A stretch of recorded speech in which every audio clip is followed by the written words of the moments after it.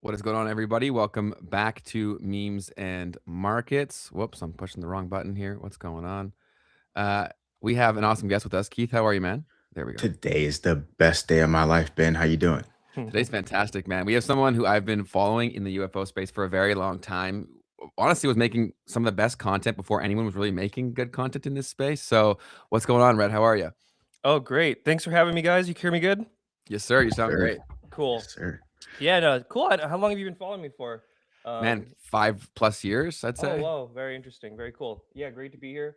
I see you guys. I saw when you guys interviewed Green Street, and then, yeah, I see you guys been like kind of covering this stuff. I feel like the UFO topic's kind of just permeating everywhere now. So Most very, very definitely. excited to be here. Yeah, and so you're definitely one of the names that I actually mentioned to Keith very early on when we started the show. I'm like, when we start talking UFO stuff, I'm gonna try to get him on. So Cool. how did you get into this whole world?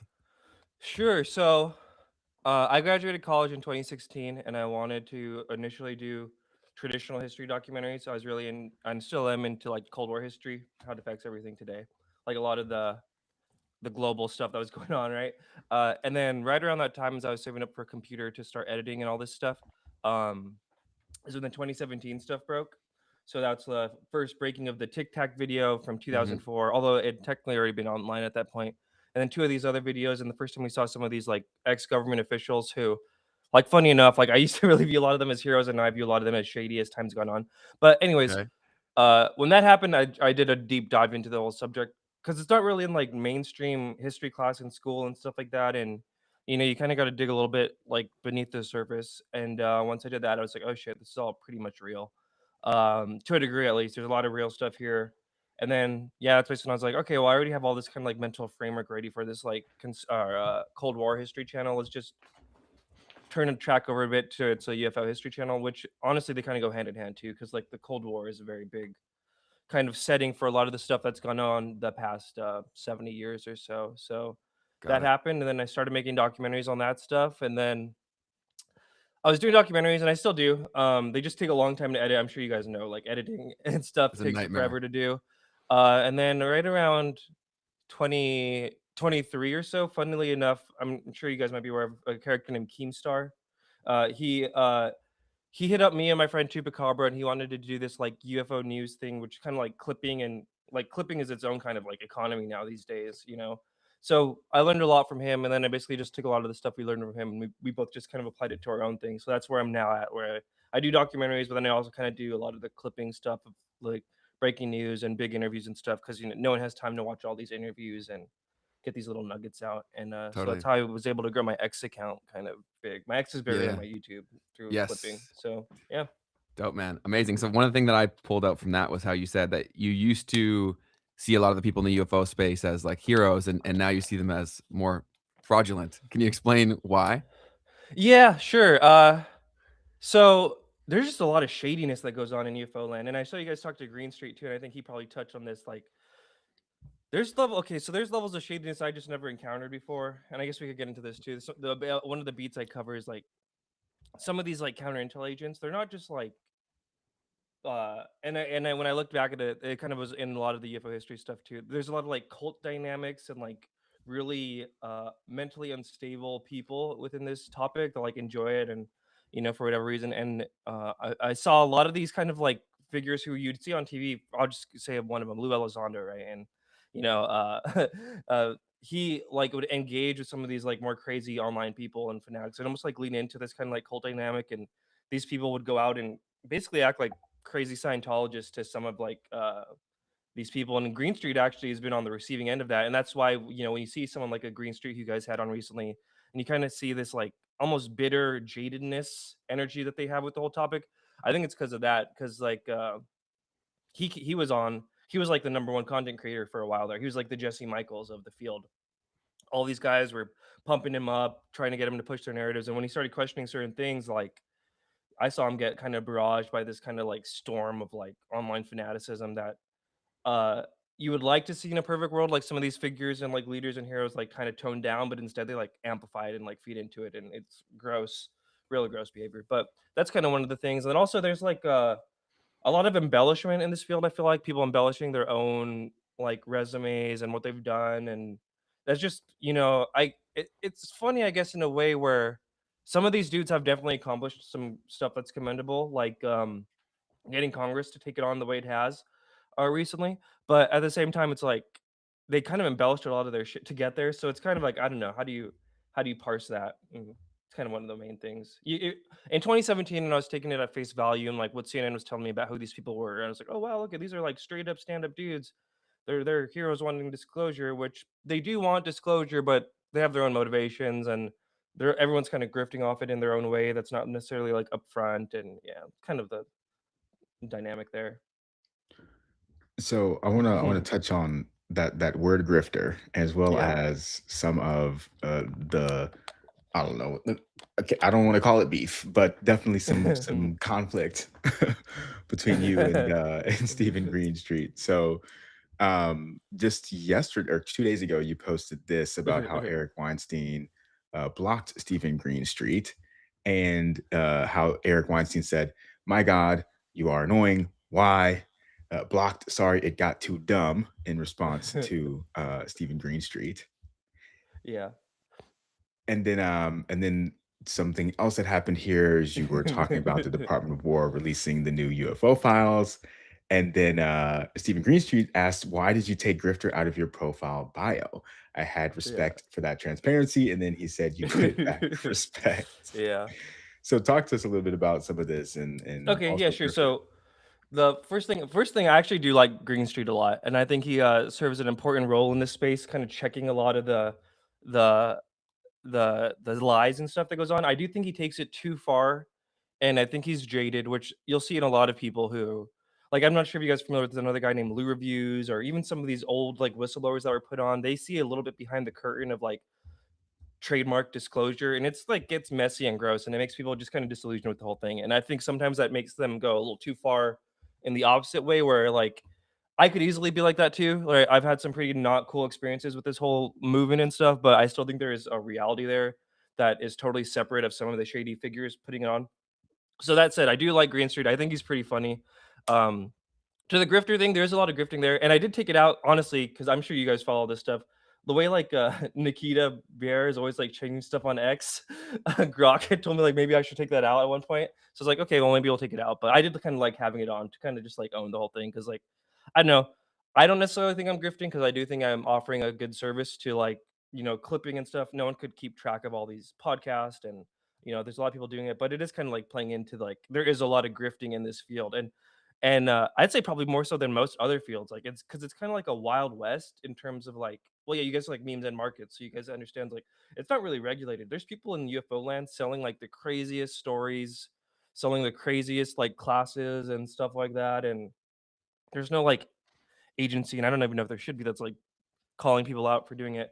Mhm. And then to cover the Eric Weinstein stuff, that was kind of just like cheeky, tongue in cheek to kind of cover that, just because it's kind of funny. And I know Green Street gets a lot of people triggered, but at the same time too, and it's kind of like with I'm sure you guys might have seen this Neil deGrasse Tyson stuff I've been covering recently, where it's he hasn't necessarily completely flipped yet, but he's starting to do, I think, a pivot, which will eventually lead to a full-on flip for where he was a hardcore debunker and now he's not. And I like covering Green Street in that same way, where I do think eventually, and maybe I'll be wrong, but I think eventually he'll be coming back too. And I think being able to look at my feed and like type in his last name and kind of see this trajectory over time would be interesting. So that's kind of why I like to document some of those little moments. And Eric Weinstein is a big name too, so it's funny to see him kind of like dunk on Green Street. So, yeah, I'd love to talk about the deGrasse Tyson stuff because he was pretty adamant that all of this was fake. You couldn't prove anything, and then it does seem like he's starting to get ready to prime his people to say something Yeah. different. What are your thoughts on all that? Yeah, so I got a lot of thoughts of that. So first off, Neil deGrasse Tyson.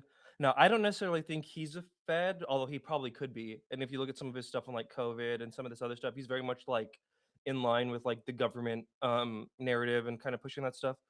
I think, and this I've talked about in some of my documentaries, and you can prove this, is that there is a through line of like the on television scientist who's like debunking UFOs that goes all the way back to the 40s.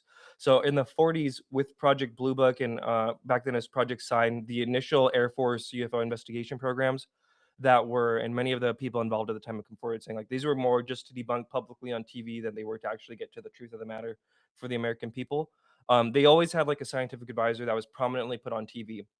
So early on, you had Donald Menzel, who was out of Harvard, whose name you'll still hear kind of come up in some of this stuff today. But then you have J. Allen Hynek, who's like a big one, and a big name people probably would recognize because he was the one who like was on the Project Blue Book staff for like 20 years basically, and then he flipped and kind of for the last remaining 30 years of his life was trying to foster the UFO research community independent of the Air Force and saying that he was kind of told to debunk and all this stuff. Towards the end of Project Blue Book, that's when you got Carl Sagan coming on, and basically like all these scientists, like as one was like aging out, the next young one would come in and kind of like help foster that.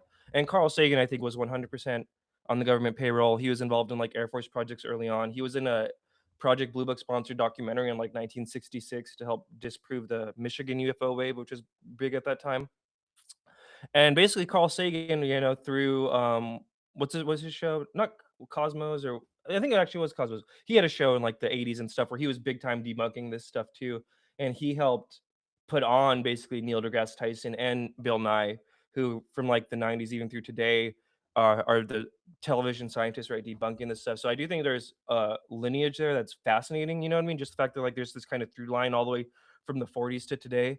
I don't know how much of like what his debunking stuff Tyson now was like straight up like here's a document from an agency, let's do this, or how much of it was just him already being steeped in the culture and the culture of kind of American debunking. But even as recently as like 3 years ago, well, first off, going back to like the mid 2000s, he was always on TV like debunking this. There's no evidence here. But even as recently as like 3 years ago, when Grush was coming out and stuff like that, he was saying like there's nothing here. And it's funny if you heard in his recent clips on his flip now, right now he's got a book out which I did buy and I started reading it. And it's not like some like I feel like UFO believers want it to be like some like I was wrong, you guys are right. It's not that, but I do think this is him starting to dip his feet into that. And yeah, so he's in his recent one. He said, "Oh, well, now it's not farmers anymore, and there's actually really good witnesses and stuff." Well, if you actually look at the history, there's actually surprisingly been good witnesses like the entire time. It's kind of crazy how much they were able to cover it up when the caliber of witnesses going back decades was. And yeah, I do think it's exciting. I do see a lot of like butthurtness in the UFO community, which I understand because they're like, well, who the hell is this guy like this late to the party? Well, not only was he like not forward, he was kind of like actively pooping on all this stuff. Um, but I think it actually is a good sign. I think we're going to see more of this, and I think it's like a good like marker indicator of like where this topic is going. Like and for the UFO community out there, like we're not going to get, I don't think we're going to get anyone being like, I was wrong. You guys were so right. I don't think that's going to happen. I think it's going to be a lot of like this where they're going to flip it. They're going to try and own it. But at the same time, that might get people mad. I think it's actually a good thing. So yeah, that's how I feel about that stuff. What do you guys think when you saw that? Yeah, I was thinking very much the same thing, like very in line with everything that you were saying. And yeah, I think people in the UFO community may hope and dream that they'll get that kind of Oh that yeah. full flip, but I don't know if I'll see that. It'll probably be slow and progressive. And then once it's a common belief, then maybe they'll say something like that. And at that point, does it still have any sort of like degree of merit to it or value to it? But it does seem like when Grush got into the picture, things got a lot more legitimate from people that would have previously never touched this subject. Could you talk about like what you know about him, his involvement with everything? Yeah. So David Grush, he was the whistleblower who kind of went mainstream in 2023. He went public. So how he, and there's always maybe something we'll learn later, but he was in the Air Force and he was basically in, so 2017 all this stuff kind of breaks. The TTSA group who kind of helped break some of this stuff publicly, they did do some good work, although some of them are shady, where they were lobbying Congress, and they basically got Congress to start up the UAP task force, which was like the first kind of real big public UFO thing since Blue Book, even because the OSAP stuff was kind of more low key and like behind closed doors. This was kind of public. And so the UAP task force basically they had a liaison from, I think there's 17 intelligence agencies, and uh, Grush was the NRO liaison to the UAP task force, so the National Reconnaissance Office, which handles a lot of satellite stuff. And basically, I think he took it upon himself because not every liaison was like a Grush, So I feel like there was kind of like a wiggle room of how much he wanted to do, and he took it upon himself to really go hard. And he investigated the stuff and came to learn that like, yeah, there's something here, So in him being like an Air Force veteran and stuff like that, when he kind of went forward, it kind of did. He seems to have like some credibility. He does have like some blemishes, you could say, on his history, which I'm sure you guys might have seen came out where like I know Green Street probably talks about it all the time too, where like he had some issues with like PTSD and like drinking and stuff like that, and getting the cops called on him by his wife, which I don't personally care about that. Worth noting, but that's one of the things that people used to try and knock him, but it actually honestly kind of did the opposite, where people were like, "Oh, look at this is kind of a weird smear that came out right after he testified." But basically, yeah, he seemed to just have an air of credibility. In 2023, he said he came across like crash retrieval stuff. Now there is kind of a caution that we have to have with Grush and anyone, where like how much of this is just circular reporting, how much of this is just people hearing the same stories from the same network. Is this all just basically how Pudov's lore manifesting in different people, which is kind of but definitely a potential with him. But he seems to have what I like about Grush is he seems to have also recognized that there's like a weirdness with Disclosure TM, the Disclosure Industrial Complex, some of us like to call it. And he's kind of separated himself from there. And he right now is currently working with Eric Burleson, one of the congressmen, really pushing this. And he's doing really good work, I think, there. So I know I'm hopeful as long as he's in there. It seems like we got some kind of good leadership in the movement. But yeah, I don't know what I'm curious what you guys think too about him compared to some of these other figures or yeah. Yeah, it seemed like for me, he's what pulled in a lot of other people that I could have previously never sent this kind of content to. But then when he started talking about it, there was like, okay, I can start to do this. There's a few figures like that as well that I'm sure we'll get to later. But I will say that it also seemed like he kind of perfectly was lined up for when the higher production quality of content in this space started to be coming out at the same time. So it was like legitimacy plus like genuinely engaging, well edited content. Like Jesse Yeah. Michaels is a huge part of that as well, where it was a lot more shareable, right? So I think that Yeah. definitely played a big role. I do remember hearing about like the smear campaign about the things that he dealt with or whatever, and then also like health records. I think I recall something about that as well. Mhm. But yeah, it's so hard because there's so much misdirection because of the stakes are so high of either direction of this whole thing. So it's definitely fascinating to follow, and you obviously do this every single day, so it's a Mhm. lot of work to follow. Yeah. But with the latest stuff that they just released, could you walk through for the people who don't know anything that they just released, what it Yeah. was and how you feel about it? Cool. So yeah, so it's all kind of the like what last Friday or was it 2 Fridays ago now? Oh yeah, I'm like a Friday and a half ago.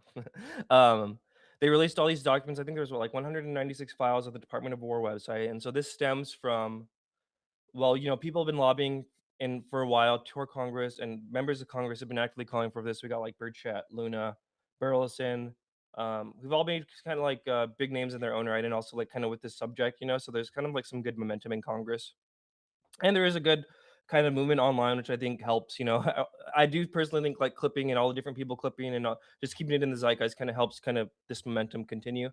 Um, and then so yeah, it's funny how it kind of started. If you guys remember with that like back and forth between Obama and Trump, which I'm not necessarily sure if that was scripted or not, but that Yeah, was kind of funny. that Yeah, felt scripted to me. right. That kind of does, right? You get kind of get both ends of the country like invested in it. Yes, Yeah, that's what I said. That's exactly what I said to Keith. I was like, they're talking to everybody at the same time through like their guy. You know what I mean? exactly. Yeah, that's kind of what it felt like. So then basically Trump ordered the Department of War to release all these files, and then immediately you hear Pete Hegseth say that they're going to do it, and who else talked about it? ODNI, Tulsi Gabbard was talking about it. When interesting enough, I think it was like the day after Trump announced that is when that general Neil McCaslin went missing, which is a whole nother sidebar we might probably get into. And then so yeah, so they released the first batch about 2 weeks ago. Now, a lot of that stuff kind of was already available on the internet and stuff in like disparate ways and on the Black Vault site. But some of these new videos too from Arrow and the Department of War weren't necessarily. And I saw some people knocking that like, well, a lot of this stuff isn't new, which I understand. But at the same time too, I think there's an intent here that is worth noting and is huge, right? Like the president talking about it, the Department of War putting it out, and yeah, there's all that stuff about the Apollo missions and some of those that the camera shots on it and some of the audio and transcripts of like them seeing stuff, which The thing is, like, everything I think will kind of have a debunk, quote unquote, not necessarily saying it is debunked. Like, there'll be people trying to explain away everything, and I've seen some good stuff trying to explain away some of that stuff. But still, I think the intent is worth noting, and it's interesting. I'm curious too. Like, what did you guys think about this first drop? I personally thought it was really cool to see. Yeah, Keith, did you see much of it? So the only thing that I think I saw was like the people kind of like aggregating what they were taking away from it all, I Oh. think. And so like the four alien species, is this a part of that or was this something This totally actually separate? wasn't part of this. This was Okay. although it kind of did break around the same time. There was an interview on what's that guy, Diary of a CEO. He interviewed Hal Puthoff. And Mhm. then actually I'm gonna take some credit because I think I helped get that into the mainstream zeitgeist where Hal Puthoff had said there was four different types of aliens recovered at crafts. And then I was the first one to like republish. So like his colleague Eric Davis named these four. And then when those Yes. combined, it kind of went super mega viral. And it just kind of goes to show you like the weird like clipping is until you start clipping stuff, you don't really see how like putting something out or clipping something out, like how it like ripples out into the It zeitgeist becomes mainstream. Yeah, in really 100. weird ways. And yeah, it's amazing. It's amazing and it's also scary at the same time. It's Yeah. it's it's wild, but in terms of the four species thing, based on all of your extensive research, how does that line up with everything you've seen on your own? I don't know, man. It's like those are kind of the four you hear about a lot. Like we had Burleson in a space about a year ago, and he had said Trump had been briefed on Nordics, which is kind of interesting, weird, like a humanoid, basically like white humans with like advanced technology. And that's just kind of interesting that like he was saying Trump was briefed on that. The Greys, you definitely hear a lot of Mhm. Greys, like in abduction experiences and stuff. Mantids, I don't hear as much of, No. like giant mantids, but for whatever reason, I guess they're included in the mix. And then reptilians, uh, those are kind of like their own different track in like conspiracy culture history lore. Like I couldn't tell you like if some like crashers or something that have reptilians, like I could tell you probably that have Greys allegedly. So I don't know. It is kind of interesting. I mean, it kind of makes sense, but at the same time, like I need to know more of like and that's kind of something that's really annoying too, right? That I'm sure you guys have seen in UFO land where it's like there's a lot of like, oh well, I know this, but like I can't tell you like where I know or like even with Trust this me, fourth, bros. Yeah. yeah, a lot of trust me, bro stuff. And the sad thing is that's very easily manipulable kind of situation, especially for like as well you guys kind of dipping your toe into all this stuff too, like us as content creators and stuff, where these counter intel people or just these cult people or these former Scientologist people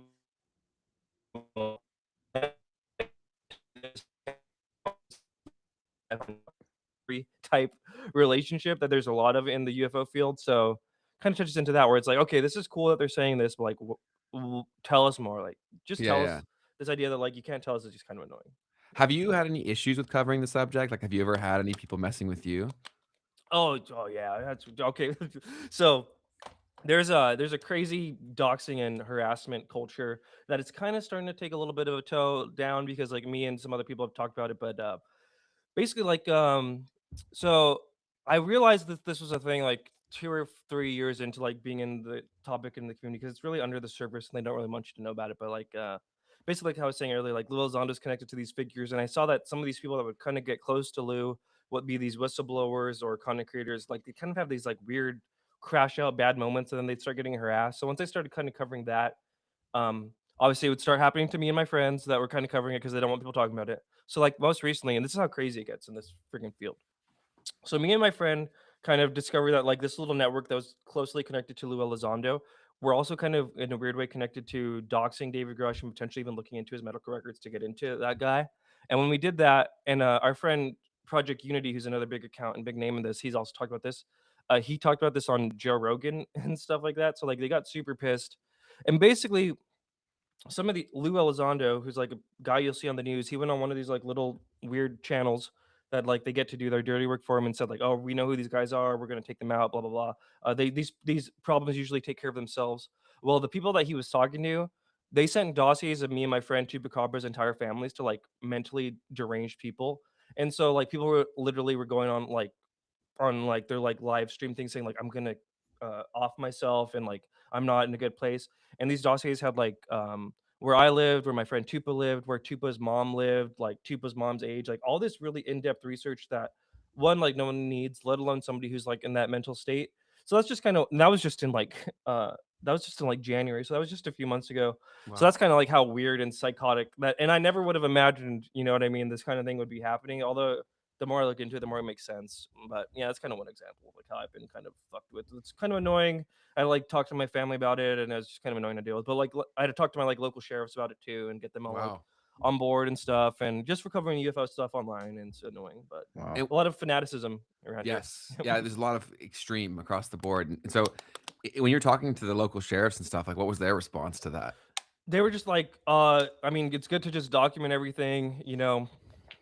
They told me basically I could like shoot people if they came to me to up my yard. Even I was like, oh, I didn't know you. I thought they had to like come in your house. Like, well, no, if they're coming all the way here, they said that. But there's also an element too where like there's like freedom of speech is kind of big in America too, right? Which I'm all for, obviously. So like people can say a lot of stuff, you know. Yeah, basically like police are kind of really there to just like clean up after the fact if something happens, you know what I mean? So yeah, but it was cool. They were responsive and like I don't know. I guess it's kind of just more of a thing nowadays across even all communities, just like the online to like real life pipeline of stuff. So, yeah. One Wow. thing that I wanted to also touch on, you brought up earlier, like people like selling stuff online. So I'm like not super deep into this whole culture, right? Hmm. So Ben is my guide here. Nice. But I'm super curious about like what is the overall economy for, I guess, like the online content side of this? And then like I know there's more high level like production, like movie style kinds of things that go on, but like what are the different ways in which people are making money off of Sure. this? Yeah. And somebody should really do a deep dive because I'm curious what it's at, and it's probably huge now. Like the actual like how much what is it, GDP you want to call it, or how much money is really moving around in this space. So and because there's also very different levels. There's people who I find credible who are making money, and there's people who I find totally not credible who are making a lot of money too. So what are some ways? So definitely content, right? You make YouTube videos. There's a whole economy of people who like every day, and sometimes I do it, sometimes I don't. Like, well, every day cover like the topic of the day on YouTube on X. There's money there. There's money in clipping stuff. There's money in, and then there's interviews too. There's so many different people you could interview in all the time. So this is just kind of content creation side. Then you have documentaries and like high budget stuff, like Jesse Michaels stuff. And I know he has a team and stuff. And if you do stuff real good, you'll get big views, big numbers.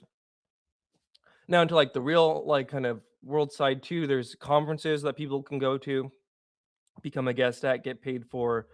There's big ones like Conduct in the Desert, but there's a bunch of them all over the country. Like every week, there's probably somewhere in America some kind of UFO related conference. Maybe every other week, but there's a lot of them. There's even cruises. I'm sure maybe you guys might have seen. There's like UFO cruises and stuff that people can make Wow. money off of.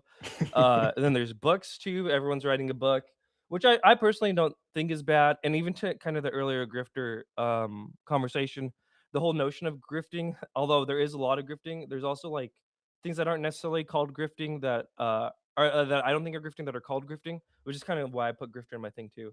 Where I think it's I actually think it's a byproduct of the whole cover up of like this idea that there's a stigma around making money in this topic. Where, for example, if somebody was studying butterflies and they made a butterfly book, no one would like really think like, oh, you're a grifting piece of shit. Like, you know what I mean? But in this field, there kind of is. But part of it is due. So I just, it's a little dynamic I want to put there. But also, like, in some people sell courses and stuff, which I don't do. And that's kind of where it Courses. gets it. Yeah, What are that's they what I'm Yeah, trying to teaching? understand. Yeah. like how to remote view and stuff like that, where it's like, okay, like this, I think Billy Carson, I've heard he has like, I heard he makes like 100 grand or a few hundred grand a year just on the courses they sell. I know David Wilcock, who just like committed suicide, passed away. I think he used to sell courses and stuff too for like secret knowledge, and that's one thing too. Where and it kind of gets into this whole thing we were talking about earlier too about the fanaticism is because this kind of stuff touches on like esoteric and like basically like religious lines, you know what I mean? And like nature of reality, like what happens when you die type stuff. Um it breeds fanaticism, but it also breeds kind of like this economy that we're talking about. We're like, well, people will spend money on it. It's there's like a religious, weird religiosity to a lot of it that's not present with like baking. Like if we were all baking channels or something, you know what I mean? Or like, yeah, there's a weirdness here that so I'd love Green Street should do it. Green Street, if you're watching or something, you should do the how much money is really being moved around here. It's probably like in the billions. If you just do like 1 year thing and look at all the channels and all the books and oh, another thing is too contracts. People trying to get government contracts on like the more official end. Again, not necessarily bad, but you know, or apps like Enigma Labs type stuff. These apps that like track stuff, and there's just a lot of money moving around these parts. Yeah. On the government contracts side, like what types of things would people be doing? Sure. So Ryan Graves is an example. And again, I'm not saying this is necessarily a bad thing or anything like that, but just a fact. So he started this thing called Americans for Safe Aerospace, where it's kind of like lobbying for um kind of, I think, the FAA and other places to kind of take this more seriously, but they're also setting themselves up in a position to like be take a government contract on that end. Or I guess another better one would be there was this thing called Skywatcher, which came out like a year ago or so. I think Ben might remember it more, but basically these people were claiming to have a device that could like summon in orbs and UFOs, and they were trying to get money in the private sector side. But it turns out like maybe that their device that they created may have been contracted out to some like government agencies or something like that. So it seems like the Jesse Michaels promo they did and the News Nation promo they did and the promo they did in the UFO community kind of ended up paying off for them long term in that they got government contracts and got money. So it's just kind of the way it works. There's varying ways that people can make money. And I'm always telling my friends, I'm like, how do we get a government contract, bro? We know we know too much about this stuff. We need to get that's where the real money is. Yeah. That's That's awesome. hilarious. That's like But that movie War Dogs, where like the guys who are just like regular dudes going at the government contract. Like that's what yeah. we need. We need you and your boys getting that government contract. But one thing that I wanted to ask on the UFO side, or sorry, the whole thing, is that a lot of people are coming out and saying that they think it's like a spiritual thing, and like very credible people, like JD Vance has said that he thinks it's like demons. I believe Tucker Carlson has said he thinks it's a demonic thing too. Do you think that's a coordinated push to this angle? And if so, why? Okay, do I think it's coordinated push? I think in a sense, yes, but I think a lot of this stuff people will kind of view it in the worldview that they already have. And honestly, if like you look at it, basically all religions are low-key UFO religions, where there's like a mysterious thing flying in the sky. And do I personally think it's spiritual? I don't know. I'm open to it. What does that even mean, right? Spiritual, right? I do think these things kind of manipulate us, at least some of them. And I do think even the UFOs themselves, whatever they are, they some of them like to play into that dynamic, whether it's true or not. Like they like to make people think that it's a spiritual thing, or they like to like they'll just because like for example, right? Like they could easily, as much as we get mad at the government, the UFOs could easily like come forward and be like, "Hey, here we are. This is us." Instead, like there's this whole weird kind of secrecy dynamic on their end, and in that kind of secrecy vacuum, all this like spiritual, religious stuff kind of starts to fester, and they don't, for whatever reason, they don't stop it. And there's a lot of indicators that they seem to enjoy that and like feed into it, whether it's true or not. So I don't know. I think the spiritual stuff I think makes sense, especially when you look at a lot of the Congress people on it. We got Rep. Anna Luna, Rep. Timber Chet, Rep. Burleson, all kind of like Republican, like Christian, people, and it makes sense that that's kind of the framing they're viewing it all in. So coordinated, I guess in that sense maybe, but I don't know. Yeah, I don't know. What do Totally you make of fair. that? Yeah, it's so hard to tell, like, because again, it all comes down to the foundational thing of like how much do people actually know versus what they're saying, and then you can really only determine intent based on what you know they know, right? So it's really hard, and there's so much misdirection, but it does just seem like all at once, a lot of the people that are like talking to the same kinds of people are saying the same kinds of things, which makes me a little apprehensive about that. But very good point that you mentioned that in a lot of the stories, it does make it seem like the UFOs or the aliens have a very much like a jokey personality. Like they like to mess around or play with things. One thing I think about all the time is that if they are real and if they are out there, like why why wouldn't they have just shown themselves? And two, like if we're a problem, why wouldn't they just eliminated us? Because if they have this technology where it's so far advanced beyond us, and we're Hmm. like, why wouldn't they? Yeah, I don't know. I think there's possibility maybe they have. I leave that on the table that maybe they're like responsible for cycles of civilization. Who knows? Mm, Uh, at the same time, too, there does seem to be these kind of weird. I don't know. Maybe call them cosmic laws or something like that. Where like, for example, like this whole dynamic of CE5, where people meditate and summon orbs. I know people personally who say like they've had really good experiences with that. But I also know people who say they've had good experiences that turn bad, but that there is something there. And there seems to be this like weird kind of for some of them at least, not all of them, like this weird like kind of consent thing that needs to go on. So I don't know, maybe they're bound by laws greater than either of us that like they have to do. Yeah, I don't know, right? Though it's just all so weird. That's a theory that I like to think about too. Is there like some intergalactic society where they're allowed to do certain things and not allowed to do others with different species, and that dictates us? Because also, if they are that much more intelligent than us, like with us attempting to interpret their behavior through our primitive lens, like it'd be impossible to do Mhm. so, right? Like even with most of the things that we do every single day on social media, like if you were to even go back 20 years and try to explain the social dynamics that are taking place, it'd be Mhm. impossible. Mhm. So like think about like the rate of different technological change where like we wouldn't even be speaking the same language, like literally and figuratively, right? Like our intentions would be so different. We would not be able to Yeah. comprehend what it is that their objectives are. Yeah, totally right. Like people say, like a ant trying to understand us too, right? Kind of like the same dynamic. Like, that's just what we are to them. Yeah. Yes, Yes. totally. Yeah, Go it's ahead, like Keith. the 2D thing versus the 3D thing, and like they see something in front of them, but not that it also goes up, Yeah. an ant. So yeah, totally. But I really love that analogy, Ben, of like even if you just go back 100 years in time, language itself evolves, right? Mhm. And so yeah, I just think that's a super powerful way of looking at that. And language adapts to the things that are happening around us. And from that perspective, yeah, if you're out 100 to or thousands of years, there's just no way to be Good able to luck. even interpret. Yeah, good luck. Have you looked into Terrence McKenna much, Red? Kind of, yeah, but not super deep. He's really into like kind of DMT and the machine elves. Kind of is where I kind of stumbled across him. But Exactly. Yeah, yeah. because in one clip that has now gone mega viral that he said pretty close to when he had passed away. He had said that he predicted that there'd be alien encounters, all these things. He said that it's a symptom of when a species ascends to the stars. And so I guess he believed that like this is all part of the process, that if you do get into that intergalactic club or whatever it is, it would take the kind of chaos that we're experiencing right now. So where do you what do you think is next in this whole disclosure push? Like how does this get dripped out? Yeah, so I think there's gonna be more. I mean, they've been saying it too, right? There's gonna be more footage and stuff coming out. I think even as early as what tomorrow is Friday. Yeah, they're gonna be talking about I think more videos and stuff like that. And there's gonna be more stuff I think too in other countries. I'm sure maybe you guys might have seen like Japan is trying to get on board. Which, funnily enough, there was actually a big information dump in like 2004 in Brazil, which I think a lot of the interesting cases are from. And so there's been like international kind of cooperation on this front. Uh, Kind of the vibe I get from even Trump and Luna and stuff is they're not going to tell us like what to think of it. So that's going to be open for like a lot of people to interpret. I think Luna's like specifically said that, and I think even Trump in his announcement like on Friday when it came out, he kind of said that too. Like we're going to let the people decide for themselves what they think it is.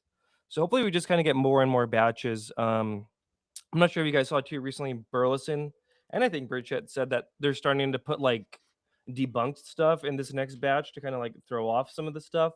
But yeah, I don't know. Like, here's an element too. Like, I don't think like how the UFOs aren't really upfront with us. I don't think they've really been upfront with the government too much too. So I don't know how much more the government knows than like what's out there in the public sector when you look at the totality of all the like public sector stuff. So you think there's a chance that they don't even know what they're talking about?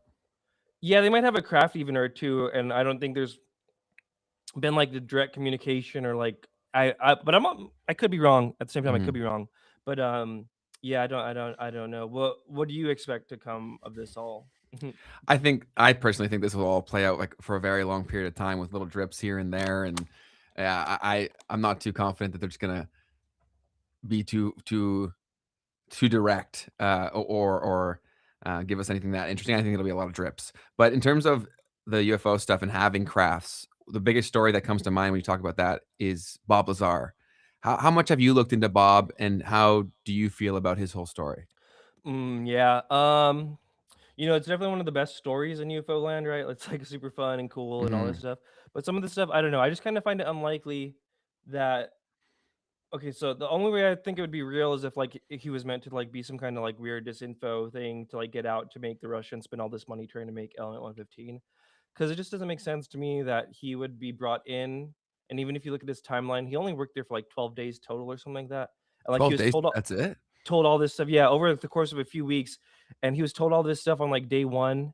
One of the other big red flags for me is that prior to him getting that job, he was already very close with like some UFO people named like John Lear and Mm. Gene Huff, who had been like very active and vocal and publicly like writing about UFO stuff. So to me, it just seems odd that if the government did have the super secret stuff, they would bring in somebody who's already like known best friends with like big UFO, basically podcasters of the day. You know what I mean? People were writing in magazines and stuff all the time, unless they like wanted it to get out. Yes. But I don't know, maybe they did. A lot of people kind of point to his whole thing with he got in trouble, right, for like installing secret cameras in like brothels and stuff like that, which is kind of funny. No one really talks about that, but I that kind of makes sense to me. If that doesn't really knock him out, because like government's kind of super shady, right? So it's like, okay, well, they might tap on some like shady people to do it. I don't know. It's definitely got a lot of hype around it and a lot of like, I'm right. Like Joe Rogan loves talking about him. Joe Rogan's #1 episode, more so than Trump. I don't know. What do you think about it? What's your take on Bob Lazar? Yeah, it's my whole thing was that, if it's real, it's because they wanted him to do that job, right? Because, like I said to Keith all the time, I'm like, when they did the initial disclosure video where it was just a silhouette of him, if you knew who that guy was, it was so obvious who he was, right? So it's like, it just kinda defeated the purpose to me in terms of if he's, like, really worried for his life, I don't think he would have gone through it like that, for one, and then 2, it's like, if he actually was disclosing what he's saying he's disclosing, like, why wouldn't they have just taken him out? Right? Like there's a lot of people that we can talk about this next, I would love to, with the whole, like, scientists that are getting taken out or going missing as of late too, like, that stuff seems to happen pretty frequently, so if this was what we're being told it was, I'm just kinda shocked that that wouldn't be the outcome. Yeah, and also his stories actually kind of changed a lot over the years. And there's I couldn't tell you right off the bat what it is, but there's a few websites that have gone through and some accounts on there and stuff that like kind of show that like his stories kind of changed. So yeah, it's I don't know. It's a great story though. Definitely is. Keith, what you got? I'm curious as to like, so Stephen Greenstreet, he talks a lot about how he feels like a lot of this is when you're looking at governments saying, "Oh, there's a potential for these UFOs to be out there," and Congress people coming and saying, "Oh, well, this is a reason why we need to like increase spending on defense and stuff of that nature, and like have better, more advanced weapons and stuff like that." Do you think about any of that when you're looking at these things? Do you see a clear path as to how that could be a part of why Yeah. governments and people are doing that? No, that I think that's a really important dynamic that people should be aware of, even the UFO people, is this like fog of war that UFOs kind of create that like the Defense Department or Department of War and like military contractors do like and do like to exploit. So what are some things like in history, for example? So in the 1953 or 54, I forget which year, coup in Guatemala, there's CIA documents that show that like basically when they did that coup, they flooded the information zone of that country with all these like fake and bad stories, like oh, there's an army over here, there's an army over there. This person is dead if they're not dead, that kind of thing. And one of the things the CIA wanted to do at that time was flood the information space with UFO stories, which they actually didn't end up doing. But just the fact that like in the 50s, it was like recognized like the power of like UFO stories just in terms of like muddying the waters, kind of. Also in the 50s, there was this thing called the Robertson panel, which is when after the 1952 wave, the CIA convened this like and all this stuff is like verifiable. You could go look this up on the CIA's own website. They convened this panel of like experts and stuff like that of like well, how they should address the UFO issue like on a messaging thing, and they basically determined that like the Soviets could take the UFO issue and create basically do what we were planning to do in Guatemala to us and flood the information zone with all these fake UFO stories that could like be very destabilizing. So those are two really early examples of just kind of like how the UFOs and UFO waves and the UFO topic could be weaponized in ways that aren't necessarily have anything to do with UFOs or like alien life or anything like that. And then two, like in the 80s too, you kind of have the whole Richard Doty and Paul Bennett situation where a dude basically outside of an Air Force base was filming some of the early drone technology, and the Air Force basically allegedly sent out this dude, Richard Doty, to kind of go sap this dude into thinking that he was seeing aliens instead of actual advanced drone technology. So that's in the 80s. So that's another example of like, UFOs or the subject of UFOs being used as kind of like a cover or muddying the waters of like our own tech. So I do think, and I think Green Street's talked about this too, where maybe the reason why the US government's kind of letting this all go out is because like they kind of like that fog of war of like, oh well, does the US have like tic tac technology? Do they not? Is the US reverse engineering technology? Are they not? it kind of keeps everyone on their toes. If you come at it from a strictly like view that it's not happening, which I do think it is happening, but I think that kind of talks to what you're talking about, like this kind of weird dynamic of like the UFO topic serving the government's purposes in ways that have nothing to do with aliens, kind of thing, right? Yeah. Are there stories that particularly make you have conviction in your beliefs? Like, what are the one or two that stand out the most? Okay, so for sure, the Colaris flap in 1978, or actually no, 77, 78 in Brazil, and that happened over the course of I think a month and a half. And there was basically all these UFOs reported in Colares, Brazil, varying different shapes, varying different sizes, and some of them were even like zapping people. They call them chupas chupas because I guess they would suck the blood. And there's like medical reports. There's reports from that time period, like hundreds, if not thousands, of reports from like varying levels of society, like police chiefs, senators, teachers, all this stuff. Um, sorry, but yeah, so that's one of them for sure. And then kind of what I talked about earlier in 2004, the official Brazilian government declassified a bunch of documents about this stuff too. And there was whistleblower testimony of like some of the Air Force, the Brazilian Air Force people at the time, saying that like they were told to cover it up and stuff like that. So that's one case where I just look at it and it's like there's all these different people reporting it, all these UFOs kind of doing all this stuff. There's photo evidence even too, and like I said, there's medical evidence. So definitely the Colares Brazil one, but also at the same time too, it's one where I personally don't think like the UFO stuff's all like hunky dory or whatnot. Like, and whether it's like kind of to purposely be malicious, or it's kind of like something we talked about earlier, but just kind of on a darker scale, like, well, we don't really understand what they're doing. In the Colares Brazil case, like people did get hurt, a few people even died. And I think that's just something that worth noting that like one of the best documented cases, in my opinion, wasn't necessarily all like fun. So Mhm. definitely recommend people looking into that if they really want an example of something that kind of doesn't even involve any of the current whistleblower hoopla or anything like that. And it doesn't involve America too, right? Something people always say is like, oh, Yes. why is it only in America? Well, it's really not. If you look into it, like a lot of countries have like their own little stories and stuff about this stuff. That was the first thing that I was going to say about this, is that that's interesting, is like you've got this Green Street always was saying, or he was saying on the podcast, was like most of this stuff is an American phenomenon. So I found Operação Preto Mhm. over here, Operation Plate. It was a investigation carried out between 1977 and 1978 by the Brazilian Air Force following an alleged UFO sighting on the islands of Colares. Okay, so um, it says here on Wikipedia that the investigation was closed after finding no unusual phenomena. But clearly, it's a part of the culture here now, right? You can see how it says here that many restaurants on Colares show images that refer to the UFO flap. Yeah, and officially they did at the time they did put out they said it was like people were misidentifying a lighthouse or a lighthouse Mm. offshore.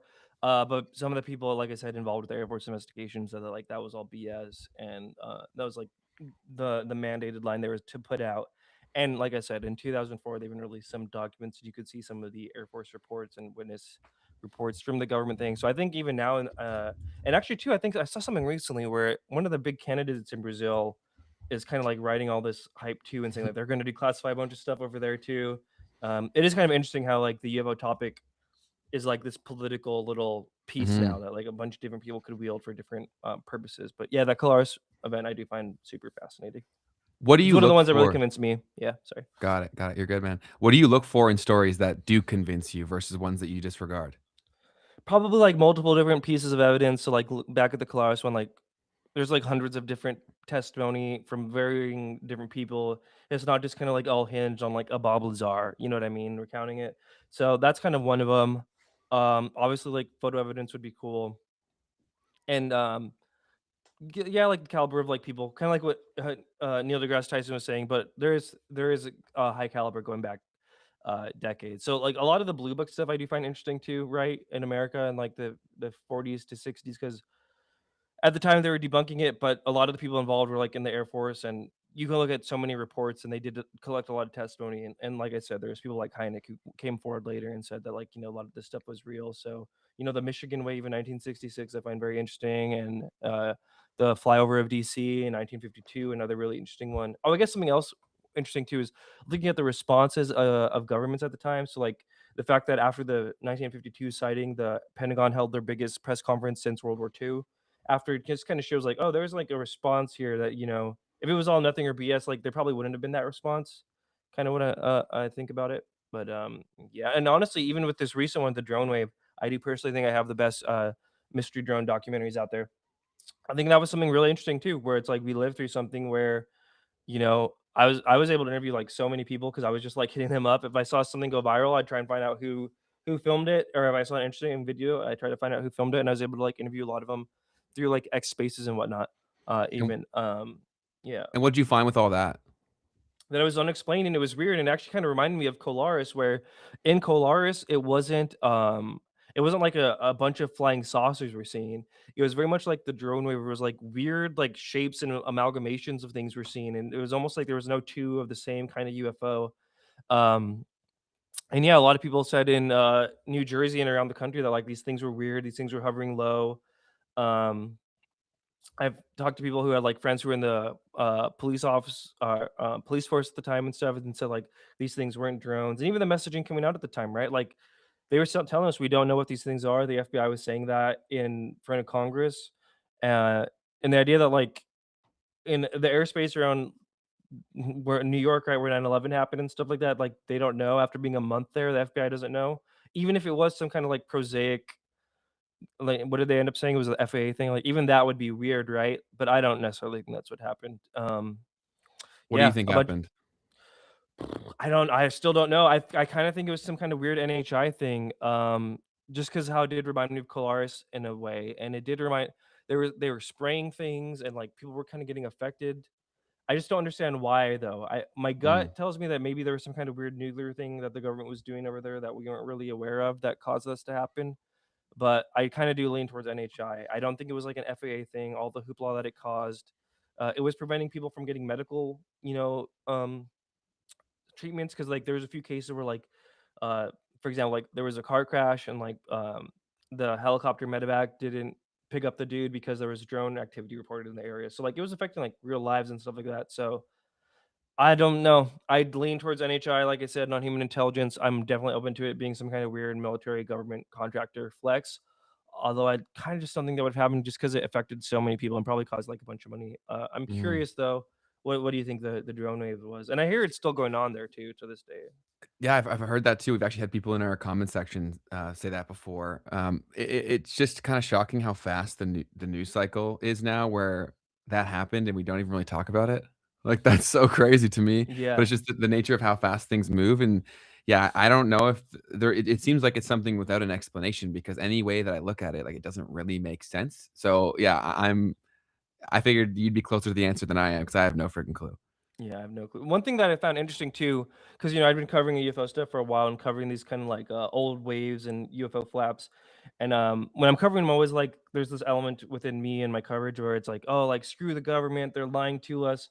But one thing that really I never really processed until I kind of living through one was kind of like how like weird and uneasy and like low-key afraid and how much fear there was when I was interviewing some of these witnesses. It wasn't so much like the government's lying to us, which is yes, they were, but it's also like genuine fear of like, okay, what are these things that are flying around in my neighborhood? Like people were freaked out, which I didn't really get when I was looking at the old stuff, and I Mm, really got when I was like interviewing people like as it was happening, especially in the middle of it happening, where people don't know how long this is going to go on for. In December 2024 and stuff, kind of tapered off around January 2025, but like in the midst of it, as it's happening, people were genuinely who I interviewed where it was happening, who had the good videos and I interviewed a few people who had like multiple videos. They were like genuinely scared and like didn't want to go outside. And that's just something that I could kind of understand why it kind of made me understand maybe why the government would want to put the kibosh on this, especially if they don't want to, if they didn't know historically. So it just kind of gave me a new perspective that I hadn't really had. Yeah. did you see any of them yourself or just the videos? No, I didn't. I did not. Fortunately, and I always kind of like to put out there like I don't really want to see one, Mm, because I think bad stuff could happen. But yeah, no, did not see one. But like I said, I interviewed I think 20 plus people who had some of the more viral stuff. I interviewed some people too who had like who did see stuff, but then also had like kind of weird interactions with the government. So for example, I interviewed this one girl who out in Florida, she filmed one of them shape shifting on Facebook Live, and it went super viral, and she had basically her local news crew come out and interview her about this sighting, and basically the local news crews like edited her own statement to kind of make it seem like she was debunking her own sighting, which she hadn't, which is very odd. I interviewed another dude, and actually, funny enough, because this kind of got my YouTube channels taken down for a while. I interviewed another dude who was near Picatinny Arsenal in New Jersey. He filmed an orb UFO in the rain, and I saw the video, and it's very interesting. It's like cutting through the rain like a knife through butter, like a hot knife through butter or something. And after he put it online, it went mega viral. Uh, this weird company called Viral Hog like claimed the video everywhere, and they basically took it down on everywhere, like YouTube, TikTok, everywhere. And the next day, the FBI came to visit him and asked him about it, and he was just kind of freaked out by that whole experience. And I personally kind of think that was kind of, I think these kind of companies like Viral Hog and stuff was kind of a mechanism by which they could get stuff taken down, right? Like the idea that like his, even by people who weren't him, it was taken down everywhere. So I just found that very interesting, and he was like really freaked out by the whole thing. And I looked up everything about his video, and I interviewed him, and he was right in the heart of it, 10 miles away from like where it all kind of kicked off. So and it was filmed where he said it was, when you look at all the metadata and stuff like that. So it was a weird thing, dude. The drone wave was definitely crazy. What about Roswell? Have you spent much time looking into that? Because that's the first name that people usually say. Yeah, I haven't done like a super deep dive, but I definitely like looked at here and there. I do think there is something there. One of the things that really convinced me was some of the weird movements of like high ranking, and I couldn't tell you right off the back of my head, right? But there's a lot of like weird movements of like high ranking government officials and like Army Air Force officials unscheduled right around that time. And yeah, I don't know. I mean, they did announce that they recovered a flying disc. When you look at like what was happening over there at the time, I think it was what the 409th Bomber Squadron, which is like the nuclear armed bomber squadron at the time. I think it's the one who dropped the bombs on Hiroshima and stuff like that. So like touches on this like weird nuclear UFO connection. And then yeah, I mean, there's a lot of witness testimony at that time of like, and they're all dead now, but of people saying like something weird happened. The government was acting really weird after the fact. Why even in the 90s too, right, when they did the whole like case closed, the government kind of came out because there was like another like low-key disclosure push.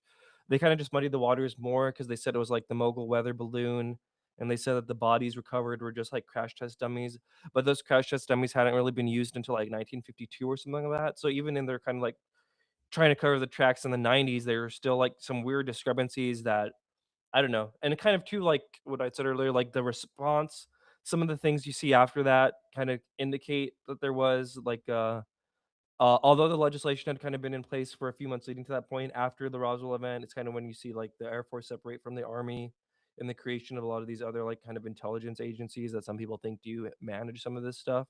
So if I had to put money on it, I'd lean yes, but I'm open to it being no, but I lean yes on that one. What do you think about that one? Yeah, it's so hard because it was so long ago, obviously, but everything that you just mentioned is the stuff that found as well, and it's just yeah, them having the initial story, it getting pulled back, having the whole balloon thing, the test dummies, like there's just so many angles to it. So it's definitely a fascinating one, and it's one that people typically reference whenever they talk about this stuff. Yeah, and we'll see where it goes, right? Even that general, right? And maybe we could close on this too, because I kind of do got to get going here, guys. But it's Mm. been great meeting you guys. I saw you guys did the Green Street. Love talking to people who are like fascinated about it and seem like nice people. So, um, the general, right, that went missing, Neil McCaslin, like in the WikiLeaks, he's one of the guys who helped Tom. And I'm working on a documentary about this, although I'm currently working on one about Steven Spielberg. It's cut the line because I'm trying to get it out before this disclosure day stuff. But apparently the general, in the WikiLeaks, it said that he managed the Air Force Base where they took the Roswell wreckage. So it's kind of like still in the zeitgeist, even to as recently as this year, right? And like this general went missing 2 months ago, and he's named in the WikiLeaks as like kind of overseeing the lab that like where that stuff landed. So it's still very much like a thing, right? Isn't it kind of crazy Mm. to think about like how something that happened in 1947 is Still still around. making news, and not just news, like unexplained news. Like nobody knows what the hell happened to that general. It's like very weird, eerie disappearance. The investigators interviewed like 700 homes in his wealthy New Mexico neighborhood, and not one single person has a ring camera footage of him that day. Dogs, they had a bunch of dogs, a bunch of drones. They had like I think 11 different agencies out in those woods looking for him. Wow. No scents picked up on him, nothing like that. Very anomalous, weird kind of disappearance Dang, that man. it's Dang. still unexplained. Yeah. So, more monkey before you go. Mhm. More monkey business said something foxy about this guy. And one thing I think we didn't yet touch on Oh is yeah. like, where's the name? What's the name come from? Yeah, so when I was like, so first off, Red Panda Koala, right? Two animals that I like, and my name is Josh, right? And like, there's a lot of like in the UFO space, there's like UFO or UAP like podcast or name. So I was like, oh, let's just do something totally different. So that way it's not just like UFO Josh. Not to knock on anyone who does have that name, but there was a lot of like, that UFO podcast, like UFO this, that, or so I thought let's just have something that has nothing to do with it. And also I do like red pandas. This isn't real red panda fur, by the way. I got this off Etsy. There's I should probably learn their names so I can plug them more. But it is red fox fur and like a raccoon thing. And I kind of like the idea. Like I always liked raccoon skin hats like growing up, and the idea of having like a red panda variant of one, I thought was kind of like good branding and like yeah, that's Dope. kind of where that comes from. Before you go, man, do you mind if we play a really quick game where we just say Yeah. a name and then you say the first word that comes to mind? Okay, let's see. Okay. Oh. You'll be good. Don't worry. Okay. David Grush. Um. Good. Okay. Lou Elizondo. Complicated. Jeremy Corbell. Complicated. What about George Knapp? Same thing. Yeah, good. Complicated, good. Okay. What about Bob Lazar? Potentially lying, but fun. Okay. Joe Rogan. Into it, loves it. Ryan Graves. Respectable. Awesome. Cool, man. Yeah. Well, thank you so much, man. It was a pleasure speaking Thank with you guys. Keep doing what you Yeah. do, and we hope to have you on again soon. Hell yeah, Ben, Keith, nice meeting you guys, and yeah, I'll catch you Likewise. guys later. See you, Red. Peace Have a out. great Take it one. easy, man. Appreciate you. Bye-bye. Cool. How we feeling, chat? Fantastic. We got the Red Panda Koala with us today, y'all. That's just, are we naming grifters? That's good. Yeah, I guess that was something we could have tried to poke him on, is the Bitcoin crypto conversation. I didn't even think about it, but Man, I've been saying this for a long time on this show. So many communities are like one rabbit hole away. yeah. I feel it, man. I know it's close. I see it because they're dancing around the subject, and they're even saying the things that I knew they'd say before they go there. Mm. Or like the thing happened with the election, where they literally said the words, "We can't vote our way out of this." I'm like, that's what I was waiting for them to say, because I knew once they say that, then what's the other option? Mm. And you start asking the right questions of like, how are they maintaining this control? Very interesting. That's definitely a perfect transitionary phrase to see coming up. I literally was waiting in my head for those two guys who I sent to you, for them to say it, because I knew that like we could never get them there, but they'll take themselves there. And that was James Lee, right? Yeah. And then who's the other one? Zach. Oh, okay, gotcha. Yep. So, yeah, that's something that's been coming up because of the guy that just got he just lost Massey, his right? Senate. Yeah. In Yep. Kentucky. Yeah, we're gonna have Zach on again soon to talk about that whole thing, because he was very involved, like very, very involved. Word. And they lost, which is like he's visibly shaken up by it when that happened, because he was there working on it. Totally. How are we feeling, chat? What up, Chatsky? Thy AGO Cyprian. One Lambo, please.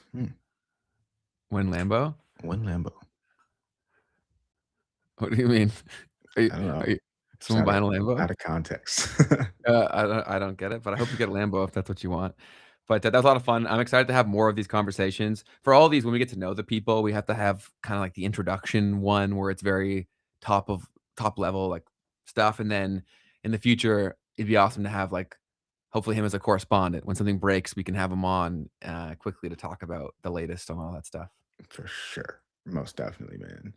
So, Yeah, Sharp says it's CT slang. I mean, yeah, win Lambo, but like win Moon, win Lambo, but like brother, I think maybe referring to like the crypto discussion we were talking about. Yeah, we did briefly touch on the crypto. Yeah, but what do you think, man? Is it time for some news? Yeah, let's do. First, before we get into there, I want to know how you're feeling, because I know this isn't your stuff. So like, how are you feeling? Man, I'm very happy to be able to be a part of these conversations and to sit back and see what people are thinking and learn some new Yeah. perspectives. That's it. It's all just fun, you know what I mean? At the very least, and there's a lot of characters in the space too, so it's funny because 'cause I've been watching them for a long time to be able to talk to them directly as well. Mhm. So I'm very curious to see how accurate I will be in terms of, like, my assessment of these people. Mm. So yeah, so it's fun. Yeah, I mean, one of the things that I've enjoyed so far too, just I guess the 2 guests that we've had is like pretty normal, cool people. And I mean, Mhm. I guess that's a probably not a very I'm just so far removed from this. So when I'm looking at it from the outside, I'm like, oh goodness, like I'm expecting some like crazy characters. You know what I'm saying? Yes. But I don't feel like that's what I'm getting at all. There are definitely some of those, but I think now as the topic gets more and more legitimized, then those people have a harder time growing Mm, an audience that's super fair. for long term. Like, they Right. may blow up, and then when they get exposed, then they die off. 100%. And I also really appreciated how like curious Red Panda, like every time we asked him a question, he was like, okay, but what do you think? Yeah, that's And I awesome. We think don't get that's that much on awesome. the show, which is really cool. So shout out to him and go give him some love. He's linked all of his stuff is down below in the description. I'm laughing at Robbie J. She said, Keith cracks me up. Seems like such a skeptic. Well, that's fair. I think a healthy degree of skepticism is definitely something that should be present, right? Like, even I would like to consider myself a believer, but I'm still somewhat skeptical. How could you not be? Like, I've never talked to a gray. You know what I mean? Like, until that happens, of course, there's got to be some skepticism. Yeah. I just also I have to work out in my brain like what to do with it too, because that's another thing is I'm just like, all right, so I've got this and it's like, but what do I do with it? Um, yeah, that's the only thing. And so but what was interesting also from this conversation was kind of hearing a little bit more about like uh the flows of the money throughout all of this. You know what I'm saying? And like how are the people monetizing Mhm. this information and stuff like that? Because I do think that that's very, concrete. Whether or not it's real, there's people making that money. You know what I'm It's saying? yeah, it's become a massive economy, and I'm honestly kinda surprised it even took this long to become this big because it is entertaining. I guess the hardest part was that it was mostly just people talking about it, and there wasn't that much like, that many characters that the general public knew, so it was a harder thing to get into.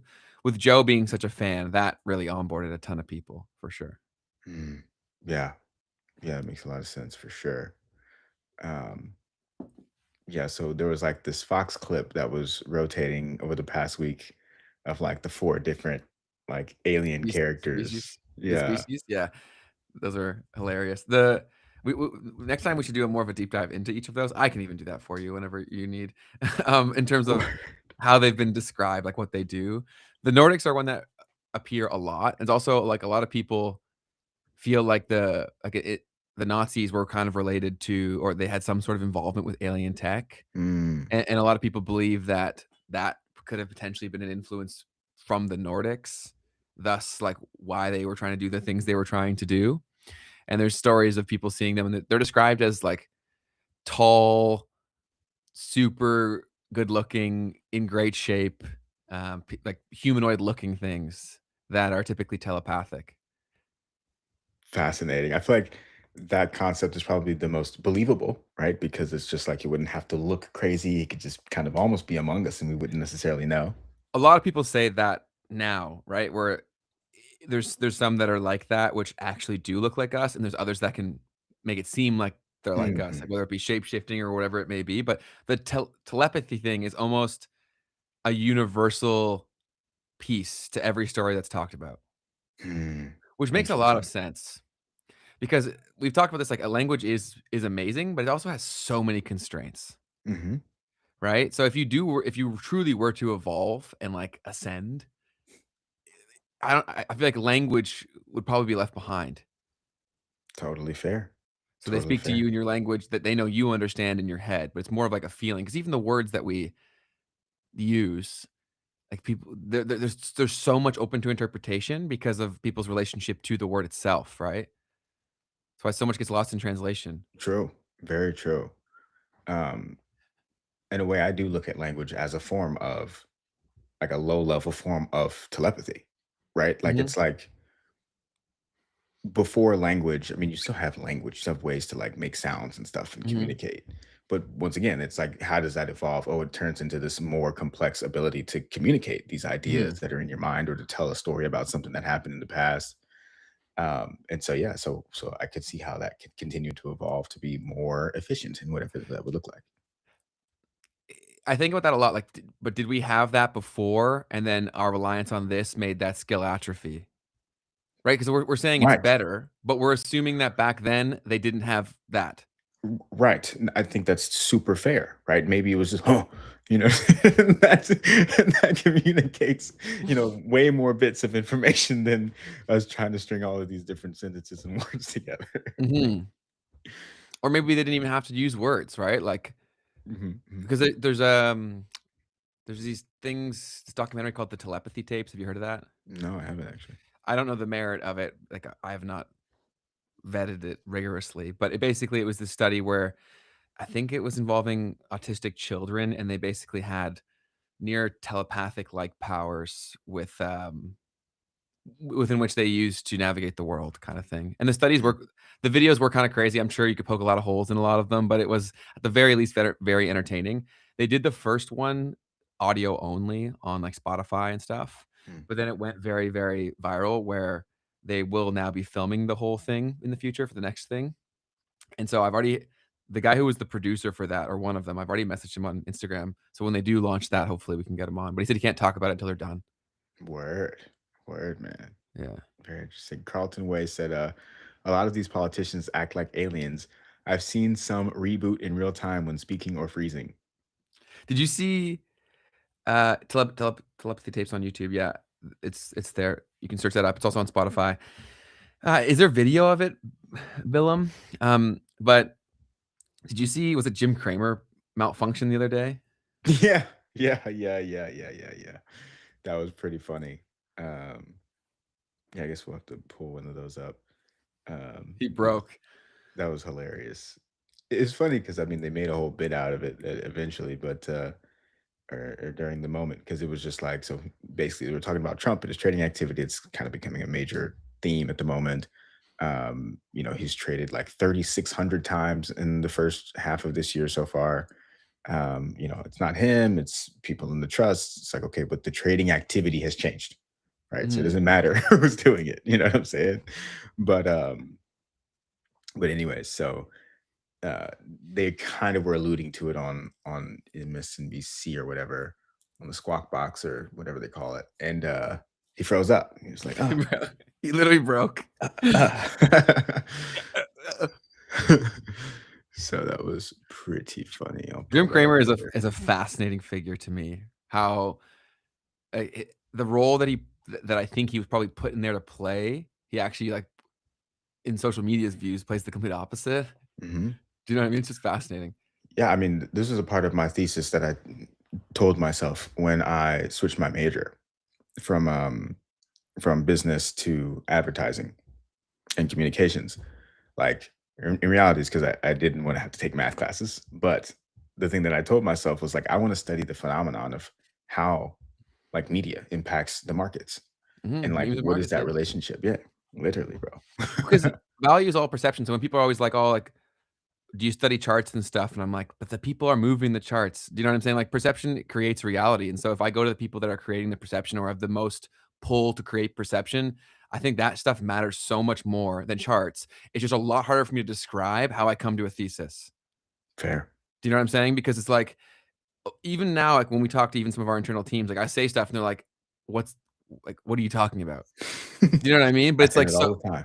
it's so clear to me, it's so obvious to me, but like it's hard. It's not like a math formula. I don't think human beings are formulaic. Do you know what I'm saying? I think there's a lot more things going on. Totally. Totally, man. Definitely one of the beauties of the markets. And I think George Soros talks about this concept of the reflexivity of markets Mhm. and how you have something happen on the charts that causes a reaction. That reaction then causes something else on the charts, right? And so Yes. these things play back into each other and create loops. That's also why I think it's so funny when people are making all these predictions for these prices of things and they're going off of previous events. It's like, has the world ever felt like today, man? Mm, Like, why are we even looking at the textbook? Like, I think that's actually so dumb. right. in my opinion. Obviously, I'm crazy. I think it's fair. Well, when I read a book last year called The Misbehavior of Markets by Benoit Mandelbrot, and I mean, he compares markets to fractal geometry. He technically created the term fractal geometry and applied it back into finance. And the thing that he kind of came out with was like, you can't really basically use the past data to predict what's going to happen in the future, because of the fact that what continuously happens is you have bigger sigma events, meaning things Mhm. that you are more unlikely than ever before, and then the time frames on which those things happen become also unpredictable, essentially. Mhm. Like, you can't predict when these things are going to happen. They happen more often than you would expect, Yes. and when they happen, they're bigger events than you would have expected. Very, very true. I would agree with a lot of that. And it's also it's a timely thing too, right? Because people have so much confirmation bias on what's happened before or what's being told to them by enough sources where they're like, there's no way that everyone could be wrong, but everyone is wrong almost all the time.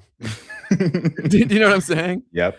So, Yep. like, that's why I remember when I predicted that Trump would win when I was in college, and everyone was like, "You're a fucking idiot." 'Cause I said that, like, early, and I'm like, "You guys don't understand how big social media is. Mhm. You guys clearly don't get that, right?" And so, there's so many of these things that actually play a way bigger role that is the true signal, but the herd doesn't know that.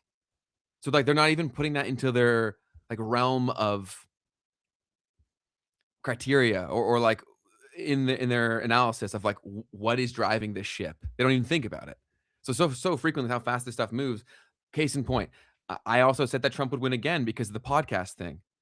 Where for the last election, I said he did the podcast game right. He's going to win. That was so Mhm. obvious to me. It was like shocking to everyone else, but it Right. was so obvious. And then like here in Canada, when a buddy didn't go on the podcast circuit, Pierre, I was like, oh, he's cooked. His only chance was to go on the podcast circuit, and he didn't do it.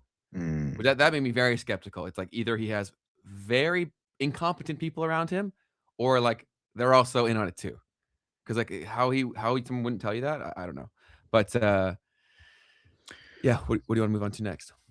That's an interesting thing, because you did touch on, we talked a little bit about how he went on afterward. Maybe it was like he knew he wouldn't win this time. So he was like, let me just like wait until right after and then watch him make mistakes and then get on the scene But so that's that he can dumb. prep for next time.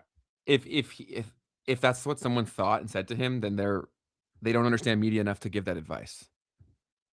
Because Why? like because truthfully, if you actually like the people that watch podcasts, I would argue are like so much more likely to vote, right? So Mm.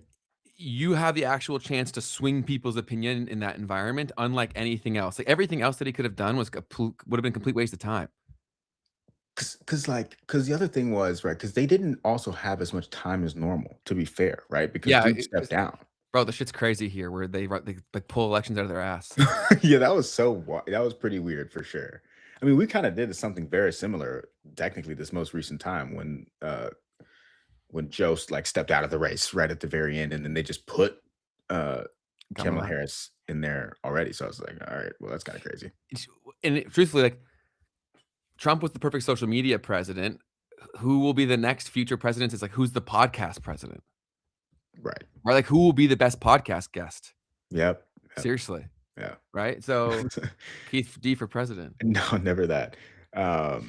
And that explains why what's his name started his podcast over the past year. Oh my goodness, I can't even think of it. Gavin Newsom. Right now Oh yeah. he's got his own podcast. Awesome. It's truly hilarious. But for the Canadian piece, like he also said that he didn't have time to do it or that they weren't allowed to leave Canadian soil during an election. It's like if Hmm. that's not a rule that's like a law, I'd be breaking that rule. Right. Right, with how significant it is. So, Mhm. yeah, it could be incompetence. It definitely could be. I don't know. If I ever get to talk to Pierre, I wanna ask him. Fair. I know you guys were saying you wanted to see the Jim Cramer clips. Let me go ahead and play it for y'all real quick. Yeah, City today takes it to 130. Yeah, but the president, U.S. government got in. They could sell it and give Yes, that and the according number. to the filings, the president's been trading some intel in the quarter. Yeah. Yeah, new trade. You got nothing to say about But right. Yeah. Whoa, yeah. Whoa. Yeah. I think I need a doctor. Having technical difficulties here, everybody, but we gotta go. Jim, we'll see you tonight. Mad Money, 6 p.m. Eastern. Yeah, I was gonna say he is kind of old. So he's 71, I'm seeing. So that does just keep that in mind here. Give him some grace. Yeah. It also goes to show you that you probably shouldn't be watching. What do you mean by that? Because he's so old? No, I mean, like, he's so concerned about saying the wrong thing that Oh. means everything you're saying is purely scripted. Do you know what I'm saying? I'm surprised there haven't been way more moments like this, but I guess he's just that good at what he does. I'm sure he's mostly reading a teleprompter. That's true too. That's true. I guess so, yeah. But yeah, I was always, man, I remember being in university and just looking like this dude has been calling stock markets since before I was like born. Mm. And now, as this generation has the ability to go back and look And at see. someone's track record, Mhm. like everyone knows that he's full of it. Yeah, the internet changes that a lot. Mhm. We've never had Mhm. anything like that where you can actually go and see, or you could have, but it would have been so much more work, Right. right? You'd To have like have go a through. job out of that. Yeah, seriously. So, Well, good stuff. anyways, Should we move on to the second half? yeah, man, it's time Let's for do the it. second half. Let's get We've it. got some news, and we've got a cool way of presenting some of it today. Let's get it. So, first things first on the docket is we've got Andrej Karpathy joining OpenAI. Have you heard about this, Ben? No. So this guy is like one of the top AI researchers in the whole world. And he just joined Anthropic after having been the director of AI at Tesla, a part of the founding team at OpenAI, and being a PhD at Stanford. This guy on Twitter has 2.5 million followers, mind you. Yeah, he's huge. He's done a lot of podcasts that get viewed a lot in this space, AI stuff. Think about how from a like social perspective, that's such a fascinating concept. We have an AI researcher, a Mhm. PhD guy with 2.5 million followers. Well, theoretically, if everything that we're being told is even somewhat true, then he'd be one of the most important people on the planet. 100%. 100%, man. So crazy times that we're living through in that regard. But so he's taken his talents on over to South Beach. And in particular here, that is Anthropic. So So he's going to Anthropic or OpenAI? to Anthropic. Okay. The title's wrong. Oh, okay, gotcha. Yeah. So so he's going to Anthropic, and oopsies. So all of that. The move is a major talent acquisition for Anthropic in the competitive AI landscape, sparking widespread excitement and sports style analogies across the tech community. So that was another thing that we saw from I think it was TVPN talking about Andrej. And we were just talking about last week how these AI researchers are getting paid like NBA players. Oh yeah. And so I thought that was kind of funny that like Did we they literally release his compensation? Sorry, I cut you off. No, I don't think so. Probably that too would big. be Yeah. They can't tell people what's going on in that regard. That's giving too many of the cards, my man.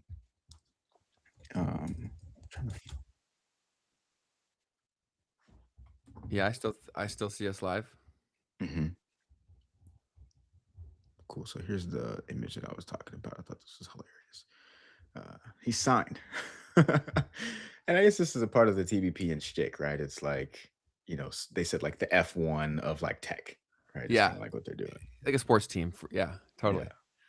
So thought that was pretty good.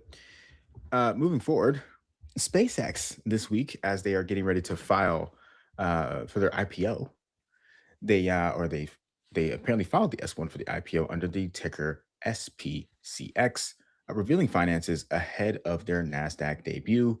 And in this, they revealed that they're holding 18,712 Bitcoin, okay, at an average cost basis of $35,000, acquired mostly in 2021.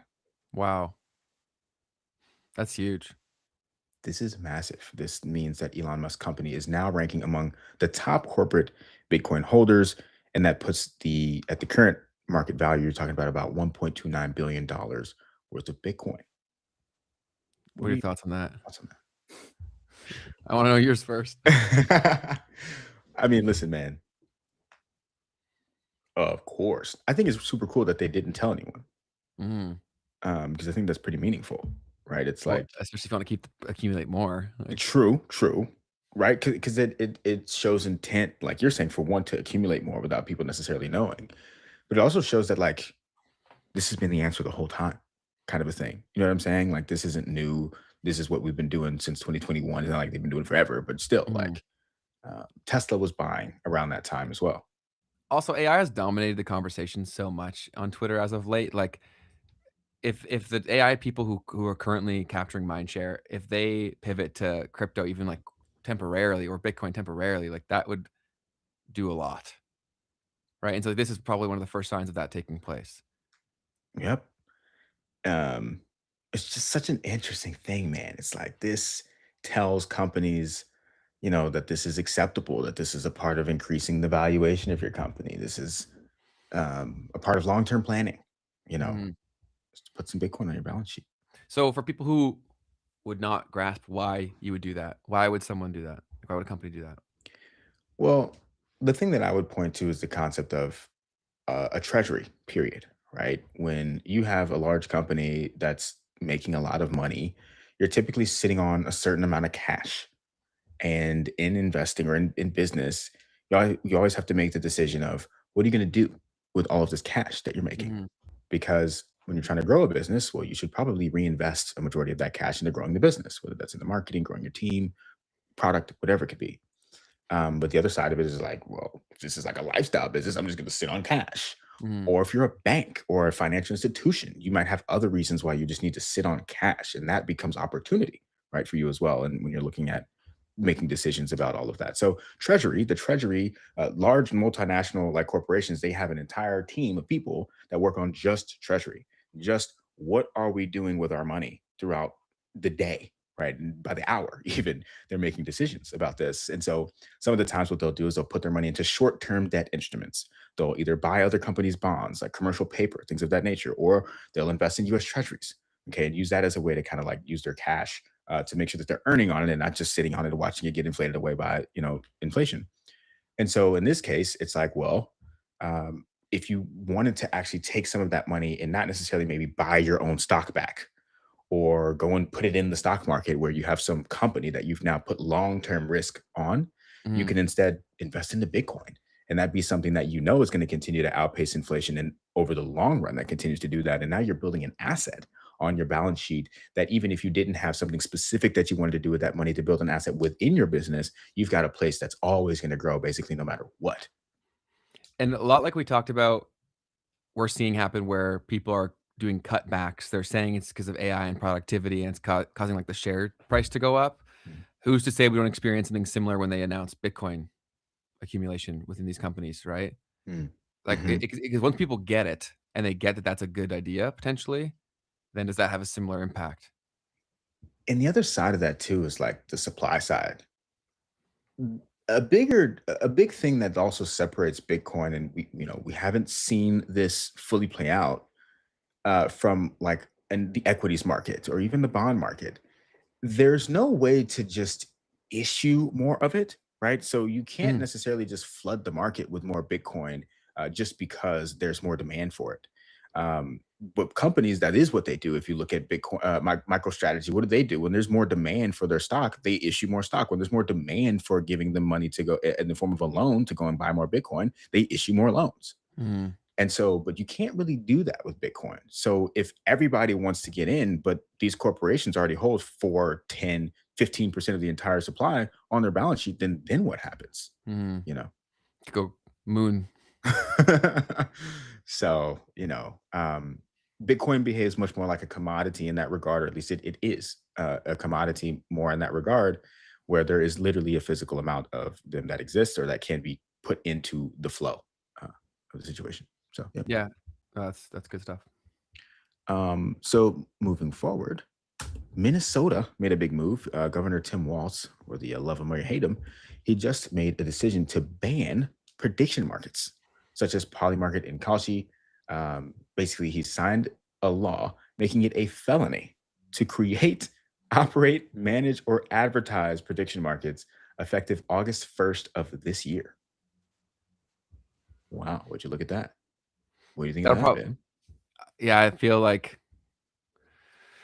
that'll probably happen more and more.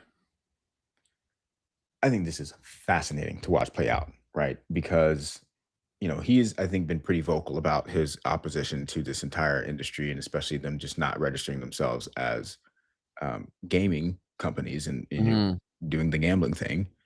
And so Mike Seelig, he came out, put out that video a few months ago where he was like, we're going to take you to court. Like, da, da, da, da, da. We have full reign over this industry. It's a federal issue, not a state issue. Da, da, da. And, well, here we are. States are going to, push back on this. And look, and there's multiple reasons for it. One of them is like, hey, we're not collecting our gaming taxes. You know what I'm It's saying? probably Like, a big part of it. like, give us that money. And the other side of it is like, well, these products are certainly not necessarily, they're just not contributing to their local economy at the end of the day, right? So, yeah, I think this is interesting. Do you think you could get around the ban with a VPN? Well, this is why he took the approach of making it a felony to create, operate, manage, or advertise, right? Got So it. VPN or not, the people who are actually allowing the access or creating or promoting the access are the ones who are liable here, Mm. which is thought out, honestly, pretty well thought out. So yeah, you can access it, but shoot, the people promoting it are going to get waxed. And he may be able to try to go after these. This is going to end up creating a lot of case law, a lot of precedent that gets set through court cases, right? For what is legal, what is not in this entire realm. So we'll see how all that continues to play out. Mm. But yeah, man. Let's see here. Alongside of SpaceX going for their IPO, OpenAI is preparing for an IPO. They are preparing a confidential IPO filing in days or weeks, possibly as soon as tomorrow, working with Goldman Sachs and Morgan Stanley for a potential September public debut. They're recently valued at $852 billion, and that's shifting from its nonprofit roots amid the massive AI spending, despite $2 billion in monthly revenue. And they also just got this court win against Elon Musk, challenging all of their roots and their origins and things of that nature. So A lot of major IPOs. It's crazy. biggins. And does retail have the money to participate? Like, Probably not, but they probably shouldn't anyways, yeah. to be honest. Why is Sorry. that? It's just valuations are absolutely insane. Yeah. And By that's the time when it you gets go to public. you, yeah, absolutely. Like by the time it gets to you, people have made so much money already. Yeah. So major problem. Bill Gurley and Brad Gerstner have talked about this. These are big VC guys. And extensively, it's like all of the value creation is happening in the private markets. And so by the time this stuff is we have to find ways to allow Americans and people around the world to get access to the growth that is being created, right? Especially if they're going to lay everyone off. At least let us participate in the upside of the stock if you're going to lay me off, brother. My no money. Yeah, with my $0. But so yeah, that's that one. Let's see here. Chainlink making massive news over the past couple of weeks. $4 billion moving over to the Chainlink ecosystem. They made an article about the Great Migration, where $4+ billion in DeFi value moves over to Chainlink. So there's 7 different DeFi teams, including people at Kraken, KelpDAO, Sol V Protocol, all migrating their assets to the CCIP cross-chain interoperability protocol, infrastructure, and data feeds within just a couple of weeks. And so basically there's been some security incidents, right, that have happened over the past pretty much a year here that are also encouraging some of this movement. Um, but in general, right, Chainlink has pretty much been they've continued to be the standard for how to secure data that is moving onto into the blockchain world, and also in creating paths for interoperability throughout a lot of these ecosystems as well. So shout out to Chainlink. A lot of wins. Big wins. Another piece that happened this past week is we had Trump basically having this situation here where um, the IRS cannot audit him anymore. So in 2019, you had an IRS contractor leak Trump's tax returns to media. January of this year, Trump sued the IRS and the Treasury for $10 billion over the leaks. In May 18th, just a few days ago, Trump dropped the lawsuit. The Department of Justice issued an apology and created a $1.78 billion anti-weaponization fund. And then just 2 days ago, the Department of Justice permanently bars the IRS from auditing any Trump family business past tax returns. Mm. That's the important part. It's previous. It's not forever going forward. Which is super interesting. Because a lot of the headlines make it seem like it's nothing forever. He's just got permanent immunity. I mean, that's interesting. I mean, I don't know if it really, I mean, he's the president, right? We've already seen that whatever he does is kind of like, he's kind of above the law. I don't know. Like, so yeah, I don't know. To me, it's kind of a weird headline in general. It's like, okay, so the IRS can't audit him, but what were they ever going to do? You know what I mean? Yeah, I don't know. I don't know. Maybe I'm crazy, but yeah, he has absolutely shown us that presidents in the United States have a different level of immunity. So anyways, let me go ahead and push it forward. GitHub has been compromised over the past few days. They detected and contained unauthorized access to its internal repositories via a compromised employee device. Okay, so essentially, so GitHub is a place where maybe Ben, you'd be better at explaining this, but it's essentially a place where when you're a developer and you're on a development team, you publish all your code to GitHub. You don't have to do this, but you can. Mhm. And so it becomes a place basically to manage code bases. So if someone makes an edit to code, okay, you can publish that to GitHub, and then everyone will be able to see, right, the past history of all of the code as it's been updated through time. It allows people to collaborate on code in a way that streamlines project management for developers. Yeah. This is used everywhere by everybody. Yeah, it's the industry standard. Anything you would add? No, I think you articulated it pretty perfectly. I think that's my understanding of its function. It's there are other alternatives for similar functions, but it's far and away the most used. Yep. And so, for them to have any sort of potential compromise, right? It's like basically the internet, right, has been exposed in a lot of ways. Totally. And so, because also, the GitHub repositories are mostly private, right? Like you don't have to publish everything to the public. You can also use it that way. It's like let's say a Google Doc or whatever that you can adjust the accessibility and who can edit, who can view only, stuff like that. Perfect. Yes. And so yeah, so if there's some like big exploit where someone could potentially see private code, that would be a big deal. But what happened here was that no customer data, public repos, or production systems were affected. GitHub is still analyzing the logs and monitoring for any follow-on activity, and a full report will be published later. So we're in the clear, I think. Everything should be good. In the chat, Tux got, I guess, upset over things that I said about Trump. I'm saying that on Twitter, people were sensationalizing it. It's basically saying he's got immunity forever. And so that's all I was saying, is that people are using, like they always do, the most sensationalized version of the way to present the information is all I was saying. We don't need to get our knickers in a knot. A knicker and a knot. I don't think I've heard that one. That's good. Yeah, I'd love to hear what you were talking about though. Tuxin tool, and then let's see here what we got.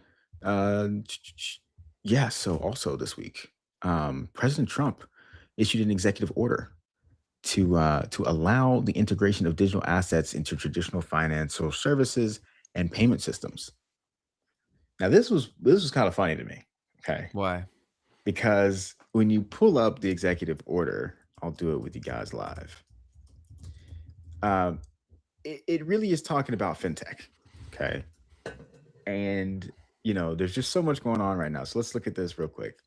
I'm going to Command F it, and I'm going to look crypto. Okay, crypto is not in here. All right, it's not mentioned. Let's see. Blockchain is mentioned one time. Blockchain-based services. Okay, nothing on distributed ledger, which I thought would have been what they tried to do, but they do say digital assets twice. Okay, and so, anyways, what this is really about is allowing fintech companies to get access to the Federal Reserve's payment systems. And so, this has been a huge problem over the past since blockchain existed, where blockchain and crypto companies are not able to get access to the Fed's payment systems, essentially preventing them from being able to serve the function of a bank. Okay. So a lot of crypto companies have gone through the process of trying to apply for bank charters. Some of them have gotten like conditional approval. Some of them have gotten certain kinds of approval, limited approvals and things of that nature. But the only but there are very few that have actually gotten to the point to where they're a bank and are able to access the Federal Reserve payment systems. And then there's another side of this that actually isn't necessarily mentioned in this specific executive order, but there's this concept of the Federal Reserve's master accounts. So there's two different things. You got the payment system. Can a crypto company ever send money to a person who just has a bank account? Can they do that? No, they need to work with a bank to be able to get the money into the bank, and then that bank can send it to someone else. That's the Fed payment system. But then there's also the Federal Reserve master accounts, which is really, really like the level of like, okay, this is a bank because they can now participate in the process of earning interest on their reserve balances. Okay, so you give your money to the bank takes that money, hypothetically, and gives that money to the Fed. And so the Fed is now paying them interest on their reserve balances. Okay, and so essentially the reason this is such a big deal is because this is also kind of how money printing happens to a degree. Okay, and so if the crypto companies are able to get access to that, then they're legitimately a part of the money creation process. Yes, and that is what they don't want yet. No one wants that. No one wants that besides crypto. And so, anyways, point being, this executive order is supposed to, for fintechs generally, allow them to get access to at least the Federal Reserve payment system, really to get the regulators to give these companies a clear path. Okay, like what are the rules that prevent them from being able to do it? And what are the things that they can be doing to get access? Right, because right now it's not there. Anyways, the reason I thought this was funny was because they don't say crypto at all. Why would that be funny? Because it's just obvious that they're trying to avoid using that word moving forward, right? They're like, look, you think from a branding problem? 100%. I mean, everyone's grilling the president this week about his trading activity and all the stuff that they're doing. So it's like, all right, we're going to put this out here. We're not going to say crypto though. Yeah, I feel you. But yeah, so that was that one. After that, we've got some things that we can react to. Let's do it up. Awesome. So time for some reactions. Okay, so this was fun. Sam Altman just came out and offered Y Combinator companies $2 million in AI tokens. He said that to each startup in Y Combinator's current batch. He said, look, we'll give you $2 million in OpenAI API tokens, and in exchange, we'll get equity in your company. So it's scary. it's awesome. It's like, whoa, this is crazy. You know, Sam Altman has very often talked about AI tokens as like currency. He's certainly trying to push that. Yes. Yes. And also for a little bit of a primer, AI tokens, right? It's basically credits. Okay. Just credits to use OpenAI's services. And so he's saying, okay, I'll give you guys $2 million in credits for OpenAI services. And in exchange, I want equity in your company. And people are like, dude, he's basically, it feels like crypto. He's like minting his own currency. You know what I'm saying? And to get exchange and to get equity in exchange for these companies. But what are your thoughts on that initially? Yeah, it's obviously he's trying to push for that reality. And so if that's a way where basically if that becomes a norm, then he basically has unlimited ability to acquire equity in companies, more or less. Bound only by the The compute. Yeah, which if they're trying to hyperscale that, then that I don't like that future. Yeah. Crazy stuff. Jason Calacanis came out on Twitter and started to call this out immediately. He was like, look, don't fall For or for it. against. Yeah, well, he's No. very against it openly. Yeah, he's like, don't even use the tool, basically. Yeah, exactly. So he basically was just saying, look, if I'm a developer of any kind, I wouldn't work with Sam Altman for any reason. I'll just actually play this clip real quick. If I was a developer of any kind, I would never work with Sam Altman and OpenAI. Let me say that. This is a warning. People can clip this. This is a warning for anybody dumb enough to use Sam Altman's OpenAI, API. They are studying you. Remember, Sam Altman's been around the block. I've known him since Loop. He's an incredibly savvy person, and he wants every bit of revenue from the ecosystem. He is taking no prisoners. He's going to study how you're using the API, which he has the right to do. Sam Altman comes from the Zuckerberg school of business, which is give dumb people access to your tools, study them, and like the Borg, steal every innovation they have. And Zuckerberg got it from Bill Gates and Microsoft. Microsoft had a platform, an operating system they let people build, Lotus 1, 2, 3. Then they did Microsoft Excel. They let people build a product called WordPerfect and WordStar, and then they built Microsoft Word. But and that happens, but it's also kind of obvious that would happen. Right? Go ahead. If I have a network effect where I could just crush them and take that revenue in a capitalistic environment, duh. If the laws allow it. That's what I'm saying, right? Yeah. Like it's a system problem as well. And a lot of people would argue, is it really the Zuck school of business or is it other people that are pulling those strings for that purpose? Who knows? But yeah, theft of ideas has just become the norm in this day and age. It's crazy. Yeah. And that clip is older too. I'm pretty sure we played it on the pod even before. Yes, we played it a while ago. But I've thought about that too, right? Where there's a lot of people in the world that have like very unique skill sets, right? Where if you are actively monitoring them and you're able to somehow, like, I don't know AI training data or the models in which like how they do that nearly well enough to speak with any degree of merit. But like more or less, how do you train a human being, right? Like you say, like this person's really good, listen to them rather than the other data, right? When everything comes to like an average point, which is what AI was for a long period of time, I'm sure that could be tweaked to where in a specific use case, answer more like this. And if you can learn that from training from industry experts, then yeah, like I've thought about that where we've talked about in the pod before, where when I was using it for work, it was basically trying to like learn how I think through the problem. Right. And once it has that, that's all really any sort of thought labor is it's like, how good is your filtration criteria to get towards your outcome? Systems thinking in action. Right. So yeah, that's why I like stopped using it. I was like, yo, this thing's trying to learn how I think, man. So yeah, I'm sure that will be a lot more of that, but I don't like the future that sets to put that much power in. Obviously, they're already getting the power, but like anything I can do to slow that down or stop that, I would like. Fair.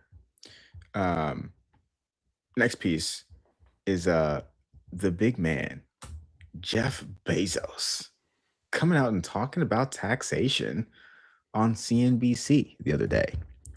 He's called for taxes on lower earners. He's called them absurd. I'll just play the clip. So people talk about, making the tax system more progressive. How about we start by having the nurse in Queens not pay taxes? Why is somebody at all? Why is a nurse in Queens who makes $75,000 a year paying more than $1,000 a month in taxes? That's $1,000 a month that could help with rent or groceries or anything. And so, and by the way, do you know what that all adds up to? The bottom half of income earners in this country pay only 3% of the taxes. Wow. It's only 3%. We can find 3%. So we don't have, it's a small amount of money for the government, that. And really, and the more I thought about it, to me, it's kind of absurd that we're doing this. We shouldn't be asking this nurse in Queens to send money to Washington. They should be sending her an apology. It really makes no sense. What are your initial thoughts on that, Ben? Well, I think that if they don't try to start pitching things like that, I think the unrest will become too much. Right. 100%. I don't think he was saying just nurses. I think he was just saying that as an example. Yeah, of course.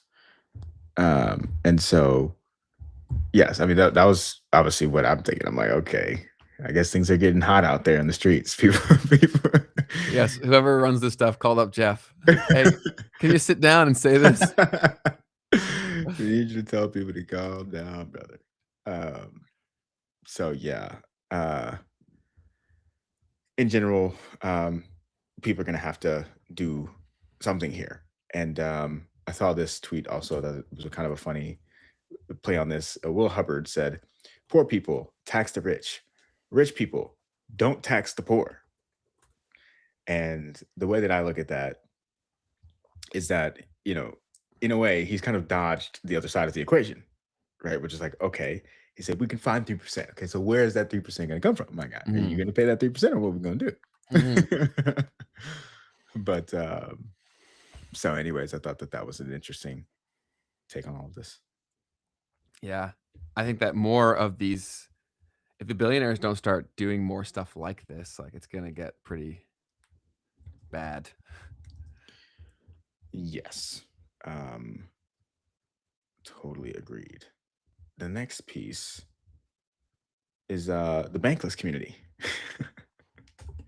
This is stuff going on with the Bankless community. Apparently, there was some sort of a laying off situation that occurred, and they weren't really talking about it, and so other people started leaking it. So what I saw was first the major Bankless guy. Actually, I don't know his name off the top. David Ben, do you know Hoffman, I think. Okay. He basically came out and said that he was selling he made some comment about getting rid of his Ethereum. And people were kind of like going crazy on him about that. They're like, well, because he's the Ethereum guy. Their show is an Ethereum show, or was. Right. So people were like, bro, you just onboarded like 5 million people to Ethereum. And now you are abandoning the entire thing. Gosh, I'm unfortunately not finding it. But essentially, this guy also, one of his friends. Okay, so David Hoffman, here's what he said. Has there been a huge vibe shift in crypto Twitter over the last 2 weeks? Or is that just me selling the last of my Ethereum? And this is the guy who is like the main guy at Bankless. Yes. And people were obviously heated about this. They were like, is this a marketing stunt? What's going on? I still think he might be trolling. I mean, when I saw that tweet, that's what I thought for sure.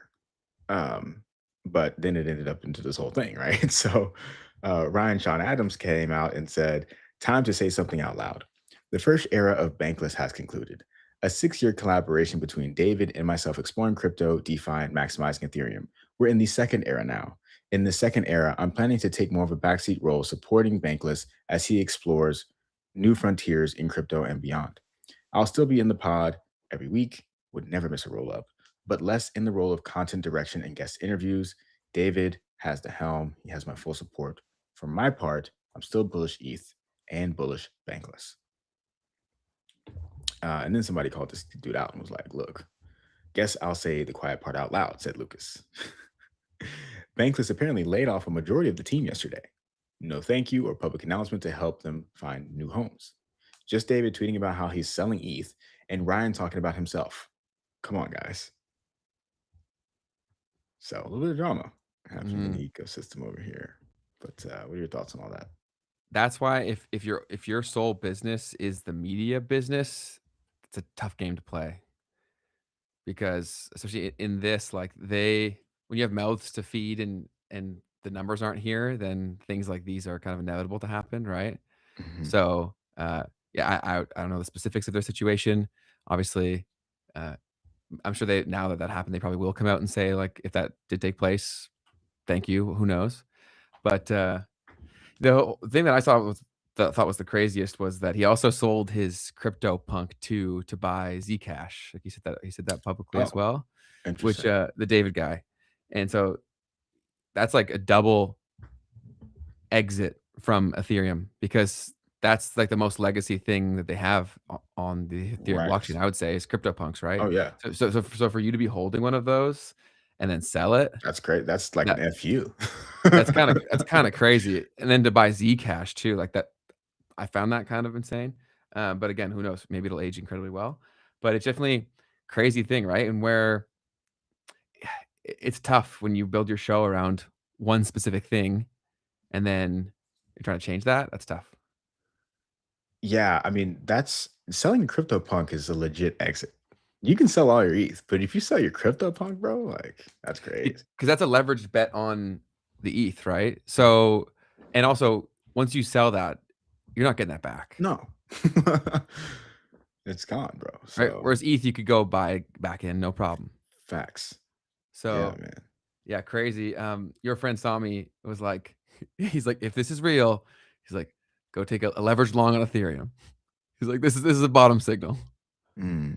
He's joking, but yeah, I thought that was funny. Sorry, I'm reading other stuff, but yeah, I think I saw that actually. I'm reading the Tuxin tool because I just saw that. Yeah, I never said that you said it was good, but directly going there when there's a clear act of corruption is crazy, respectfully. You can't win with people, man. I was simply talking about the headlines, and we were reading the headlines, and so I was talking about that. It's not worth it. Yes. You're good. But yeah, I think that's a very big thing. And obviously, if you were a supporter of that show and you got onboarded by those guys, how could you not be pissed? For sure. And I mean, the ETH people are, I mean, I guess all crypto people, man, are very crypto. cultish. It's just crypto. But yeah, you don't want to turn your back on them, bro. They're going to come at you for life. So interesting. Yeah, super interesting. The punk thing, I think, was the silliest thing to do of the decisions that was made, in my opinion. Like, if you even remotely think that things are going to work, I think that has a better prospects long term than Zcash, but obviously he disagrees. Yeah, and to further speak on the statement as well, is like you're basically saying that I'd rather have a privacy coin, right? And that's something that's so much more valuable and important versus Ethereum. It's cultural. Yeah, true. And he also said why was basically because of the narrative associated with it, which I think is a dangerous game to play, because CryptoPunk's narrative is pretty set in stone. I think Zcash is still very much being shaped. I do agree with that. And there's not a lot of like, or rather, there are some very fishy things about it too that you are fighting against there. Totally. Like, who's involved? Where was it made? Right. And it's like, bro, like if you're gonna go into a privacy coin, like why choose that one? Like, I don't know. When you have that much speculation and issues with the narrative of a privacy coin, right? Like, where is it coming from? That's like fundamental to it all, you know? Yeah. But I don't know. People do some crazy things. But yeah, I was watching your friend Sami's stream last night and his reaction to it. Oh, we should have just reacted to that. It was hilarious. It was so funny, man. He's like, if this is real, I'm not saying do it, but go take a leverage long on Ethereum. Like it's going up. It's going up. That's hilarious, man. It's so funny. But yeah, who knows? We'll see how it goes. He might be dead right, and he may have called this perfectly, and we may look back at this and tell him, man, you crushed it. Right. So your friend Sumi said, Bankless sold ETH and is now doing Bitcoin shows. Signal? That's pretty funny. Dude, he's so funny, man. Like the thing that when crypto does come back, if it does come back, he will be huge. That's fair. He'll be. That's why I was like, he will be massive, because he also has this whole proof of work thing that Jeff Booth always talks about, right? If you go back and look at his back catalog of content, like he would be way bigger if he knew like content packaging a little bit more. He could be so much bigger. It's just so hard unless you're a really big crypto nerd. Maybe that's all he's trying to speak to. Like maybe that's all he's trying to do. But it'd be hard to get into that world unless you know a lot of the things, because he has so many inside jokes and references, and they're hilarious. But if you don't know, they go way over your head. Mm-hmm. Fair. Next piece that we had was Mark Andreessen talking about surveillance. Yeah, so he was recently on Rogan yesterday, I think it was, or maybe the day before, and the sentiment in the chat was basically like, this guy's lost his damn mind. Word. I haven't seen any of this just yet. But we have the clip here. It's 3 minutes long. Sure. Should I play some of it? Yeah, go for it. Cool. So there's an older system that's deployed in many cities called ShotSpotter. What's it called? It's called ShotSpotter. ShotSpotter? Can you pause it? Spotter. Say that. Bro, he was getting roasted for his inhales too. he does huff that thing, man.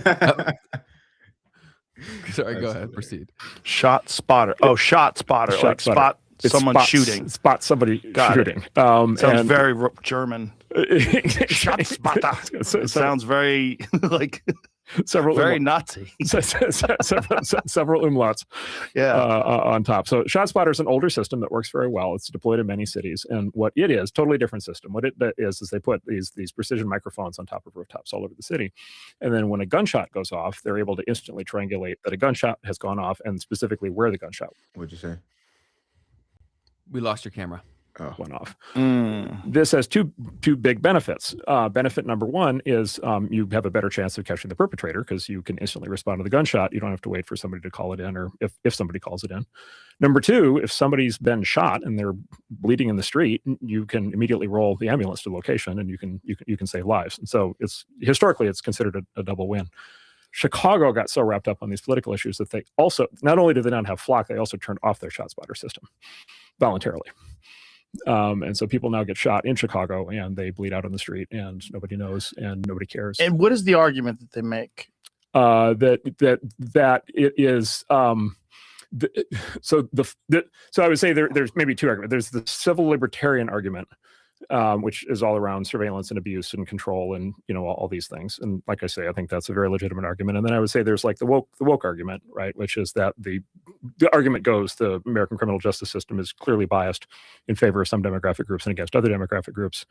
And if you have automated systems like ShotSpotter or Flock, or by the same thing comes up with like traffic cameras that automatically give out speeding tickets, that those will disproportionately affect disadvantaged people in society and disadvantaged groups, and so therefore they are racist. They are racist technologies enforcing a racist system. The problem with that argument is the victims of violent crime are disproportionately also likely to be from those same disadvantaged groups.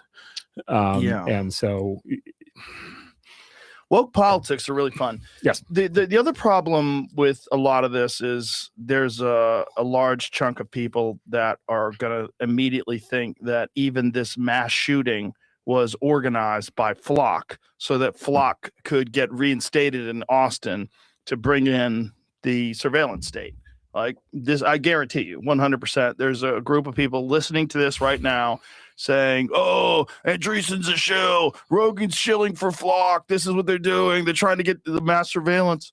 This is automatically when there's a situation like this, any kind of a mass shooting, people think it's a false flag. This is where we're. Thoughts? I mean, I guess I see the controversy, but at the same time, um, I don't know, man. I'd rather not have it all. You know what I mean? That's how I look at it. Yeah, and they also in another clip in that podcast, they were talking about how like they used the example of how bad the crime is in California, right? And so like how far things had gone, and I think multiple things can be true at the same time, right? Like it can be a massive problem, and this is not the best way to solve it. Right. It might be like the simplest way, but with all the tech guys, everything is a tech problem for them, right? Like we just need because they're not doing anything wrong by the definition currently. Like we just need technology and it'll solve that problem, right? It's like, Mhm.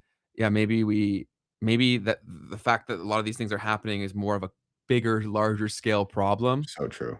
right? So I just think there's such an echo chamber there that they just see humans as data, Mm, right? And so then if they do change the behavior and the data changes, they'll say, see, it worked. But mm, then it's like, okay, how many other problems were not dealt with or are now created, right? So totally. it's pretty dystopian to me, right? Where they just think, okay, like I could see how someone watching that would be like, okay, great. Now you rich people are all safe and happy, good to go. Do you know what I mean? Yeah. It's like, are you trying to solve the underlying problem for why the it's taking place in the first place, or are you just saying this will stop it? I don't think that's the same thing. Very good point. I think you've broken that down very well. And think of the human as a data point. As you mentioned, there will be things that will simply show up in other ways, right?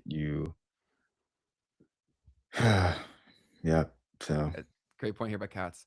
Makes me wonder who monitors the monitor. mhm. It's not like, but they're so far into it, man. The shit they say, like, I don't even think they think it sounds fucked up. Like with Buddy from Oracle, where he's like, everyone will be on their best behavior. Yeah. And then he Yeah. starts talking about, I don't want to misquote him, so like definitely double check this, but he's talking about like when they go to the bathroom and how he's like, oh, they think it's off, but it's still on. Again, I'm like, what? That could be wrong. I don't want him to It sue was me on this, something like that. it It was was something something like like that. You that. know what I Yeah. mean? But it was just, I don't know, dude. It's like maybe we wouldn't need all these things if we solve the underlying system that's created such shit shows everywhere. You know what I mean? 100%. And like, And I so get, go ahead. go ahead. I was gonna say their argument's probably, oh, I've seen what you haven't seen. Like we can't fix it. It's like, no, we can't fix it, and you maintain the same level of power, status, and wealth that you have. Right. That's not an option.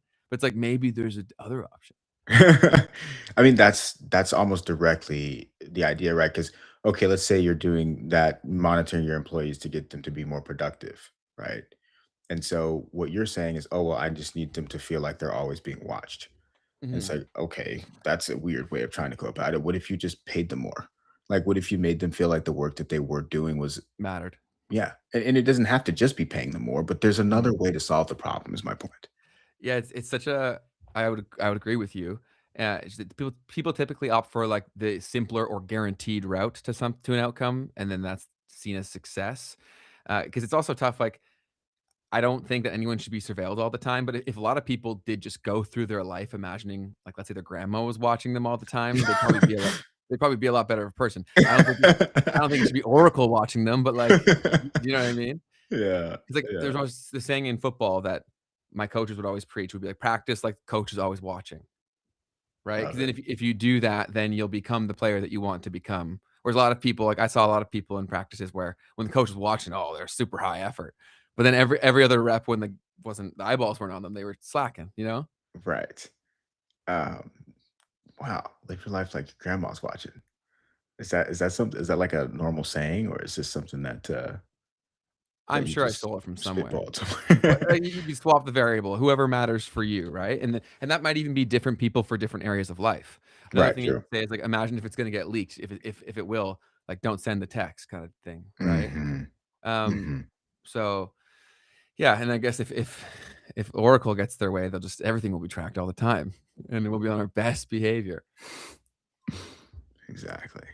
So on that same podcast, Andreessen had some words about AI and coders and what it means for them. So let's go ahead and listen to some of what he had to say here. Here's what's actually happened with coding. Here's what's so interesting. So everybody I know who uses AI for coding, you would think basically one of two things would have happened. One is they just would be out of the profession entirely, because there's no point anymore. Or you would think, well, maybe they just have a better life now because they're working less, right? And so if AI coding makes them 4 times more productive, if they can write 4 times the amount of code in the same amount of time because they've got AI helping them, then maybe they're working only a fourth the time, and they've got a great life. What's actually happened is virtually to a person, they're all working more hours than ever, to the point where there is a new term of art that's used in the Valley called the AI vampire, which is it's when AI turns you into a vampire. You're up all night doing AI coding because you are so productive. You're getting so much done that you can't turn off. The opportunity cost of going to sleep is too high. Because if you go to sleep, you won't be with your 20 AI coding agents, keeping them working on all the projects that you have them working on. And so people stop sleeping. And so I have all these friends, some of whom are quite famous, where when you talk to them now, as opposed to 6 months ago, they look terrible. They're sleep deprived, they've got bags under their eyes.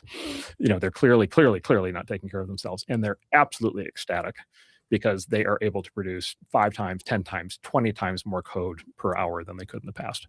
And so they are just absolutely ripping through, every project that they've ever wanted to do at work, every coding project they've ever wanted to do at home.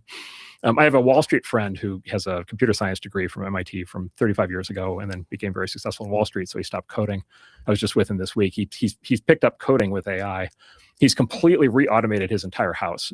So he's got like AI jukebox and security cameras and pet robot dog pets, and he's got every smart fridges and every conceivable thing you can imagine. And he keeps running tally, and he in his spare time has generated 500,000 lines of code just by working with AI. And he's one of these AI vampires, right? And so now he's got the digital music jukebox system of his dreams to let him the way he's always wanted to experience music. It's just like one of the projects he's done. And this is what, by the way, this is the same thing the companies are seeing. So in the companies, in the leading edge tech companies, the coders that are using AI, the estimate is right now that they're 20 times more productive than they were before they started using AI. So I guess that's the idea, right? You just become way more productive, and then you actually just end up doing more work, right? Yeah, that's true. I don't think that's exclusive for coding either. I think it's anybody who's using these tools, you can do way more, right? Mhm. So I've definitely fallen into that as well. It's also bad for the whole K-shaped thing because objectively, it does make someone who's productive inordinately more so. Mhm. So then the gap, because all the people who are in the lower shape of the K, they're angry because of lack of opportunity, but they don't truly grasp the skill gap. Right? A lot of the people who are struggling to get a job, it's because they're just not as good. Because the people who are using these tools now, when they used to be maybe one was a 7 and one was a 5, if someone is actively getting better every single day and using this to augment that learning, Right. they're at a 12 out of 10, man. Right. You can't even have the same conversations with people because the expectations of what's possible are just completely different things. I've seen this, right? When I've been employing engineers for the last 3 years, they're speaking different languages, man. And I'm not saying at all that these tools are perfect at all, or they are the solution. I'm saying someone who really knows what they're doing and is using this to challenge themselves and not atrophy their skill set, but amplify their skill set, orders of magnitude more productive. It's not even close. And I also understand the problem that we have with these big companies that I've talked about with you a bunch, that they're gonna crumble, man, because the incentive structures for how these people get paid are so broken for how work is now conducted. Right? So let's say I'm a cracked engineer on a team for this big company, right? And I know that I could be 20 times more productive, but I know everyone else is getting paid the same amount as me. Why would I do that? Right. I see it happen, man. I know people at these big companies. I hear their calls and I'm like, they are fucked. It's a culture and it's a governance thing. Super fair, man. What up, the rebel? Yeah, you're a little bit late, but Feel free to welcome. scroll back. We had one of the biggest names in UFO alien lore on. Exactamundo. Moving forward, Arthur Hayes. He says that Trump should veto the Clarity Act.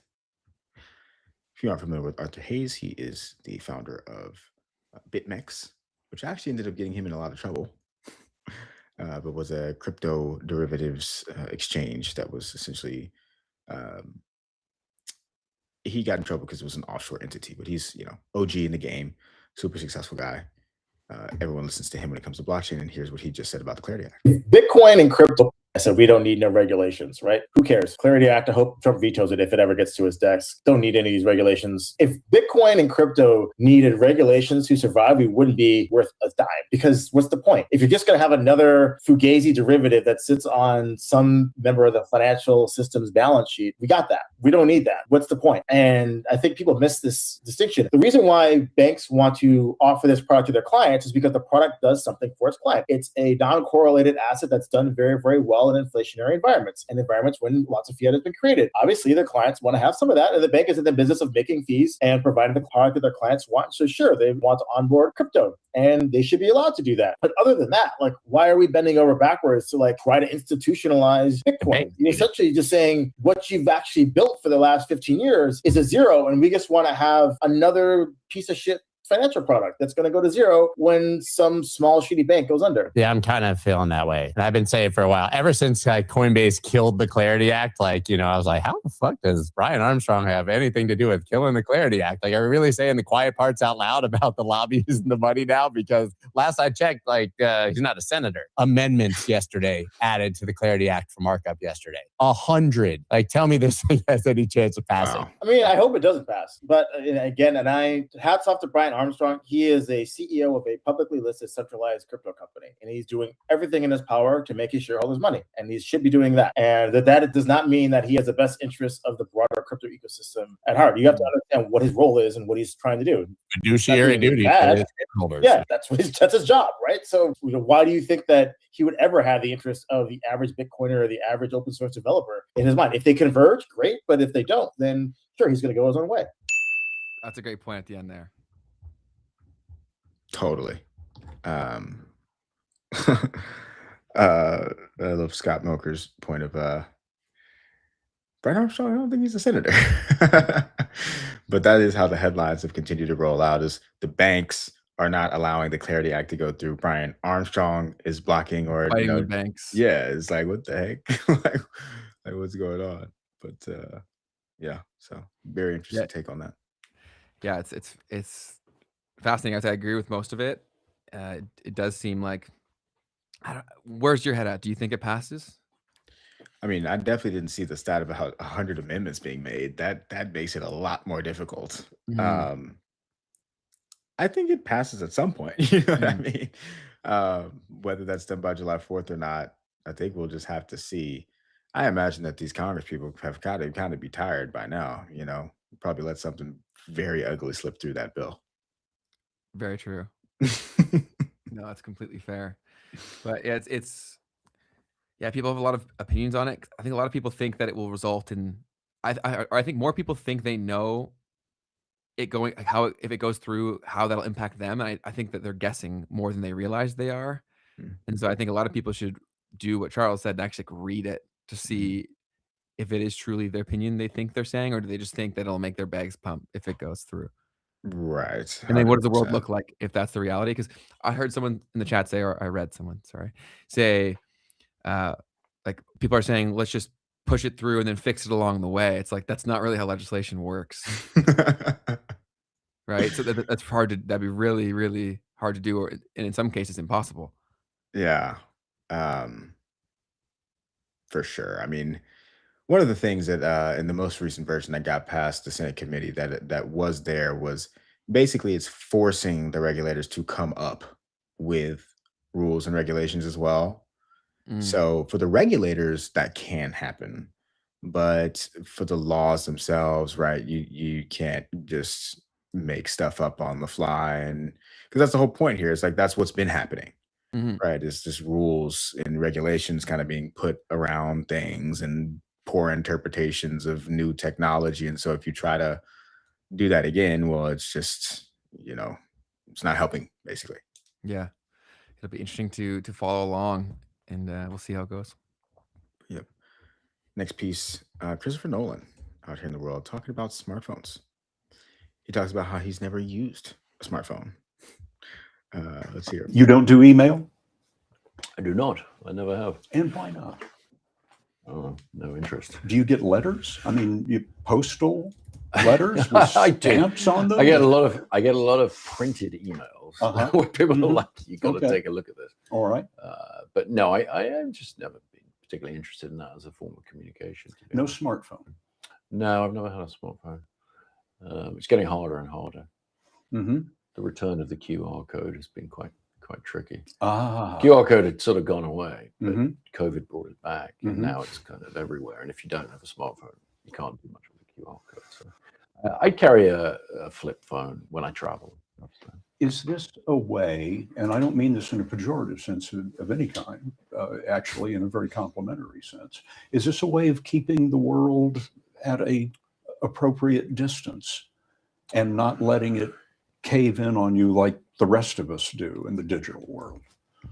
I mean, I think it's more a thing of I haven't let the rest of the world cave in on me. I'm just Mhm. living the same way that we all used to. So, you know, to me, it's just life as normal. And I envy you deeply. Most people do, which says something about where this has all gone. So I feel like I've seen him say that before, though. Really? Yeah, like I feel like I've seen this entire thing happen already, but maybe Really? I'm just tripping.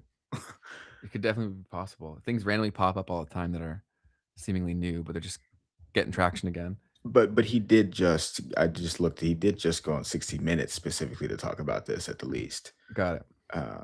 But yeah, so imagine that, man. Imagine how your life would be with no smartphone. Yeah. Well, I think he's also in a very fortunate position where he has the ability to do that, right? If that's true and if that's real, right? Where yeah, I think tech has definitely infiltrated too much of our existence for sure. And I think that monitoring your usage of tech at the very least is a very good thing to do. Restricting access to things, because also people don't really fully grasp how addictive these things really are. Right. And look at your screen time too. A lot of people think they're spending like an hour a day on their phone, and they're spending way more than that. No, for sure, man. The next piece, we've had CoffeeZilla come out and talk a little bit about Trump's new financial filings that we saw over the past week or so, revealing a significant increase in stock market trades made on his behalf. A lot of people are questioning the timing of specific stock purchases and sales that closely align with the president's public endorsements and corporate visits. And critics are drawing parallels between these trades and longstanding concerns regarding potential insider trading by members of Congress as well. And so CoffeeZilla on the Voidzilla channel did a little bit of a breakdown of I this. investigated the president's trading record so you don't have to. Recently, he released a filing that shows the stock trades that were made on his behalf. I should say immediately that the president denies exclusively doing these trades. They say these are all done through fully discretionary accounts, independently managed by third-party financial institutions with sole and exclusive authority over all investment decisions. Neither President Trump, his family, nor the Trump organization plays any role in selecting, directing, or approving specific investments. Now, do we believe that? I mean, I don't know. I don't think he's personally directing all the investments, but what's strange is it rhymes with the Nancy Pelosi defense. Everyone knows Nancy Pelosi is a famously good stock trader, or specifically her husband is. And that's the whole excuse. She says, she's not into stock trading, even though, she has all sorts of inside information through her role. So that's not insider trading if I tell someone else to do it? It is, though. No, it is. Yeah, it is. They're just making the defense that they're just not involved at all, which is BS. Horseshit. Yeah. You know what I mean?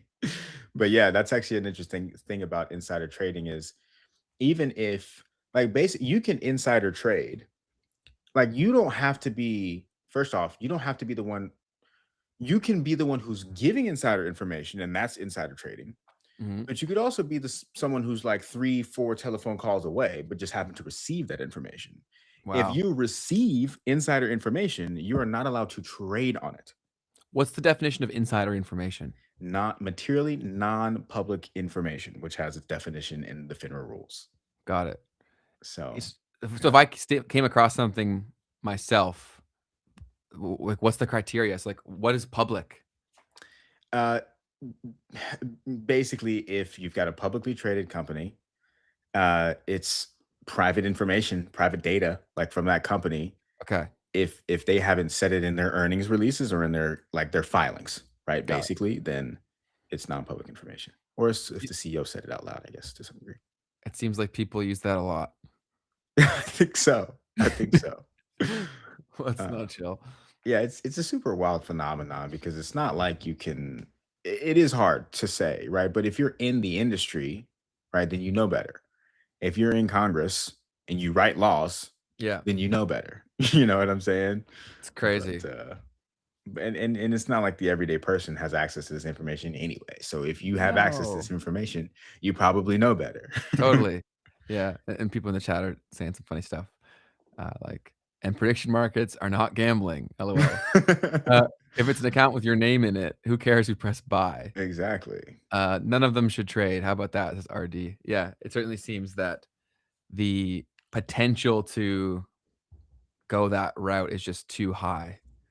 It's way too high. I mean, the incentive is just way too high. Totally. And also, once you set the precedent of someone getting away with this shit, like, it's crime season.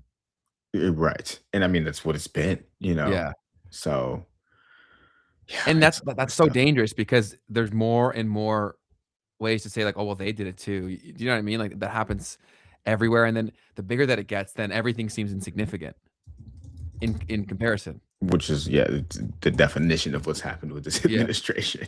Totally.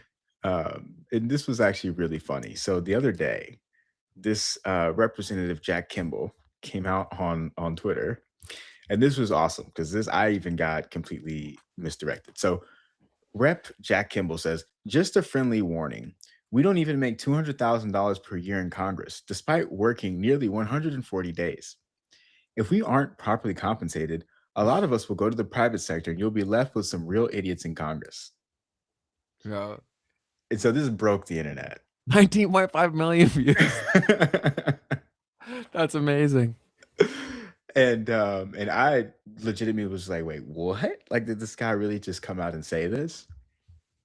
And so you look in it, Rep. Jack Kimball, he's a Republican representing California's 51st district and a co-sponsor of Poe's Law. Detective Jesus #1, Thou Shalt Not Kill is now out on Amazon, whatever, blah, blah, blah.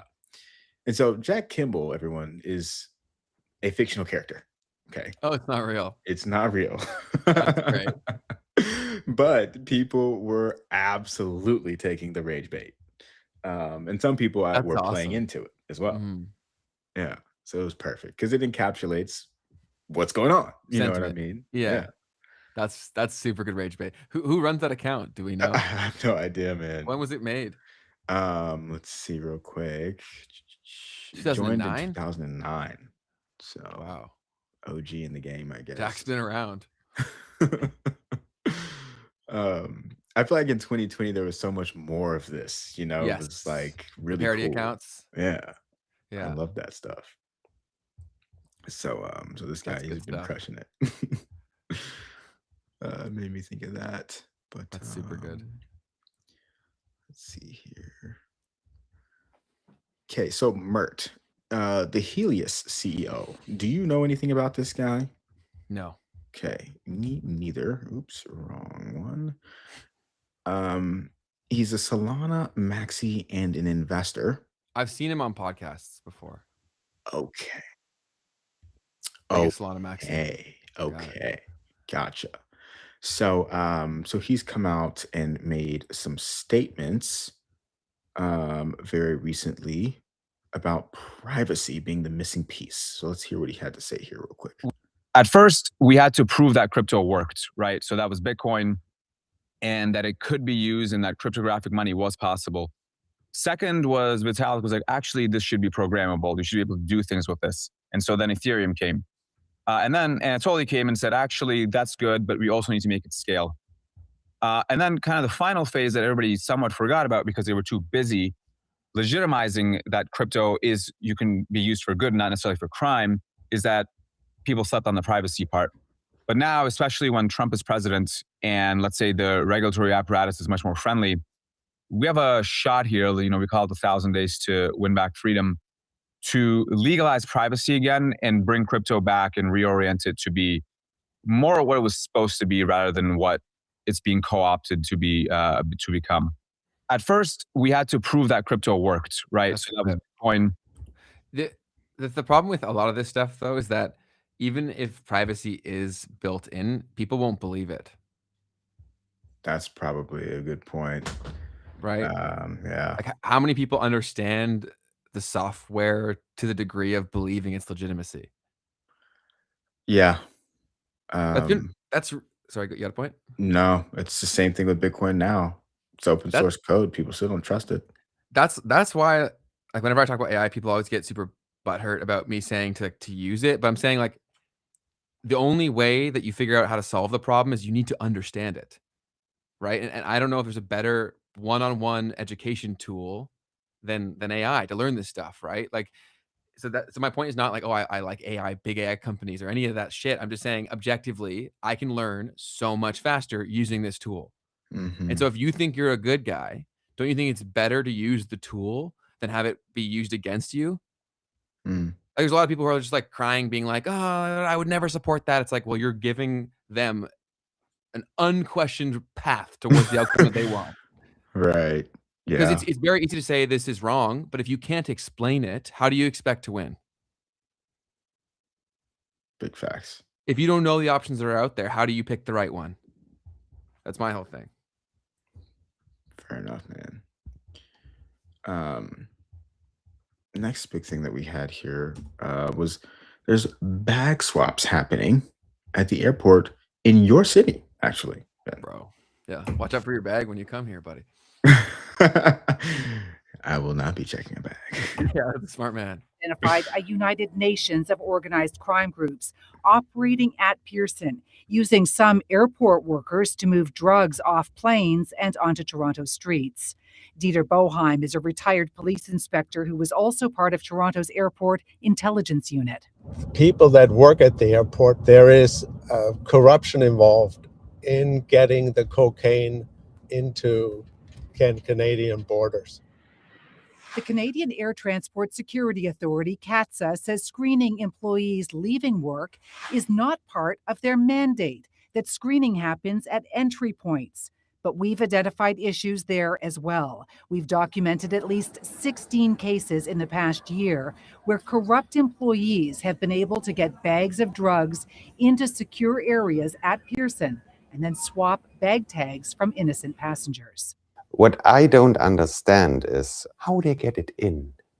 Yan and Charlene in Winnipeg were detained at Pearson when a bag with 33 kilos of marijuana was discovered with Yan's tag attached to it. Heck no, These bro. suitcases were huge. How would like a baggage handler get suitcases into the back? Because don't they go through security? Yan was eventually released after showing this home surveillance video to prove the bag he checked looked nothing like the bag filled with drugs. Bro, you can literally get the death penalty in certain places for something like that. But also, why marijuana? Marijuana's legal here. Facts. That seems a little weird. But yeah, like, with all of these things, man, like, that's one thing that, like, bro, I'm very pro immigration, man, but for like a lot of these things, like, a lot of these jobs are done by immigrants, and it's not saying that, like, almost all of them are amazing people, but when there's so many people coming in so fast, it would not be that hard to coordinate these things. It really wouldn't. Like, when like so many people flooded into Canada over the last 6 years, you're telling me no bad actors came in? Bullshit. Like, if you start hearing that all these people are going and they're all great people, like, you're thinking the evil guy down the road who's running the scam isn't like paying attention. Be like, oh, okay, there could be a bigger market we could go infiltrate. Yeah. That's true. And I'm not saying like it could be done domestically. It could all be Canadian people. I'm not saying that, but I'm like, when your border is that open, like, you're subjecting yourself to, because then also, even if it is domestic, they can blame the immigrants. You know what I'm saying? Like that you're opening this up to so much stuff when it's not handled well. and I don't think it's been handled very well. So yeah, crime is seemingly legal everywhere. And also the Nelk boys, their car got stolen very recently. Did you hear about that? No. See, that this is also what I'm saying in terms of like, it's an unfair representation of it, where his car got stolen and it ended up in one city. It ended up in Brampton, and then he's like saying, "Of course it's Brampton." Because Brampton has like a specific type of people. Mm. So then now that's like giving ammunition and fuel on the fire, especially with the people that follow those guys. Like that's bad. Mm. Because now they're gonna be like, "Oh, see, I knew it's like they're the root of the problem." It's like, okay, that's ridiculous. But people don't go beyond the surface. They read the headline. That's why it's so problematic, is because when you become part of that, it's just like very easy to move.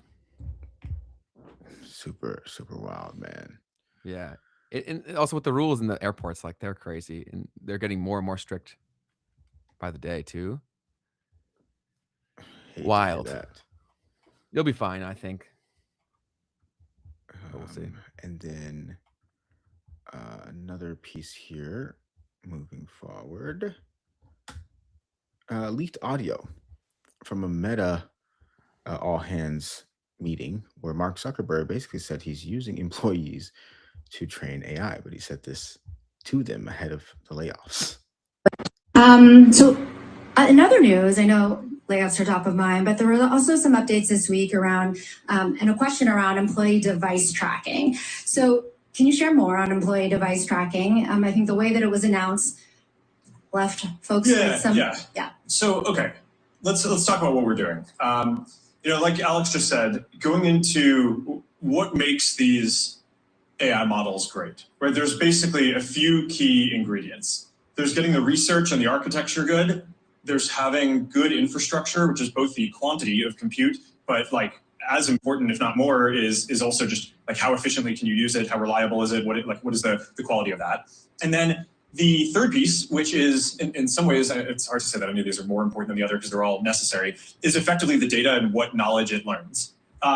So we're in a phase where basically the AI models learn from watching really smart people do things. And if you're trying to get it to be able to do certain capabilities, having it be able to observe really smart people doing those things is very important. So there are a few examples of where we're trying to do this across the company, because one basic insight and hypothesis that we have is that a lot of data generation across the field is done by these like contract companies. And Alex knows a bunch about this because he ran one before coming here. But in general, the average intelligence of the people who are at this company is significantly higher than the average set of people that you can get to do tasks if you're working through the contract, through these contractors. So if we're trying to teach the models coding, for example, then having people internally build tools or solve tasks that help teach the model how to code, we think is going to dramatically increase our model's coding ability faster than what others in the industry have the capability to do, who don't have thousands and thousands of extremely strong engineers at their company. So that's one example. Another thing that our system needs to be very good at is using computers. So the way that you get a system to be good at using computers is by having it watch really smart people use computers. So that's basically the essence of what we are trying to do here. We're rolling it out in a way that is like, it's like we're not like actually, no human or anything is like looking at or watching what people are doing on their computers. The content is sort of stripped out like as much as is possible. It's like none of the data is being used for like looking at what people are doing or surveillance or performance tracking or anything like that. It's purely just like we are using this to feed a very large amount of content into the AI models, so that way it can learn how smart people use computers to accomplish tasks. Basically, you're training your own replacement. It's not like I'm watching you. I'm just taking your job away. You know what I mean? Yeah. So very interesting thing to say out loud. But I don't know what else he would do other than tell people what's actually going on. Yeah. And I don't know what people are going to do about it. That's the problem, right? Like, what do? Do you quit your job and then you don't have any money? Like, it's a shit show. And RD's saying a good point here. I'll continue saying CEOs using AI as an excuse to lay people off. It's not AI yet. I'd say I would agree with that. It's definitely an opportunistic angle to take for a lot of these companies that just made bad decisions. And so then now they have kind of a get out of jail free card here, where they're like, oh, it wasn't my fault. It's this technological change. Right. Something that just came across my screen here billionaire Mark Cuban says he sold most of his Bitcoin. Quote, Bitcoin has lost the plot. Is that all the context that's given? Is there anything underneath? Let's see. Okay, here we go. I think Bitcoin has lost the plot. And when I started buying Bitcoin, and I've sold all of it, except not all of it, most of it, it was because when all the shit hit the fan, with the Iran war, and Bitcoin was always the best alternative to fiat currency losing its value. And I always thought it was a better version of gold than gold. Well, gold just blew up and went, to $5,000. Bitcoin dropped. And every time the dollar dropped, Bitcoin should have gone up, because if it's priced in dollars, it was cheaper. So anybody from around the world could go pay in dollars, and it just didn't do that. Not such. So it lost the plot because he didn't make money? Sir Cuban, listen. Gold went up to $5,000 before the war even started. So first off, what are you talking about there? Second, what kind of time frame are you playing this game on? Mm-hmm. Are you expecting it to just jump as soon as you tell it to? I mean, how about the narrative about the fact that Iran is saying that they want to accept Bitcoin as a way to get passage through the Strait of Hormuz? Did you look at that piece, Mr. Cuban? It's also funny to reference Jeff Booth's layers of understanding for how people would see Bitcoin. Right? Yes. That would show that he's at level, what was it, 2? Something like that. I think it's the first one actually as an investment. Right. So let's go through some of that real quick, because I think I can get some of them. You might first look at it as, oh, it's a thing that you can invest in. Oh, it goes up and down. Cool. And then you might look at it as a technology. It's like, oh, this allows me to send money across borders. Very cheap way. And then I can't remember the first one then maybe, but the next one is, oh, maybe actually this is a protocol. And this is a way for humanity to communicate value. Yeah. And one of the layers was that it's an inflation hedge, like gold. And I guess that's what Cuban's saying, that it didn't win. And so that's why it's lost the plot. I thought it'd be more of a philosophical point of view, but it was not.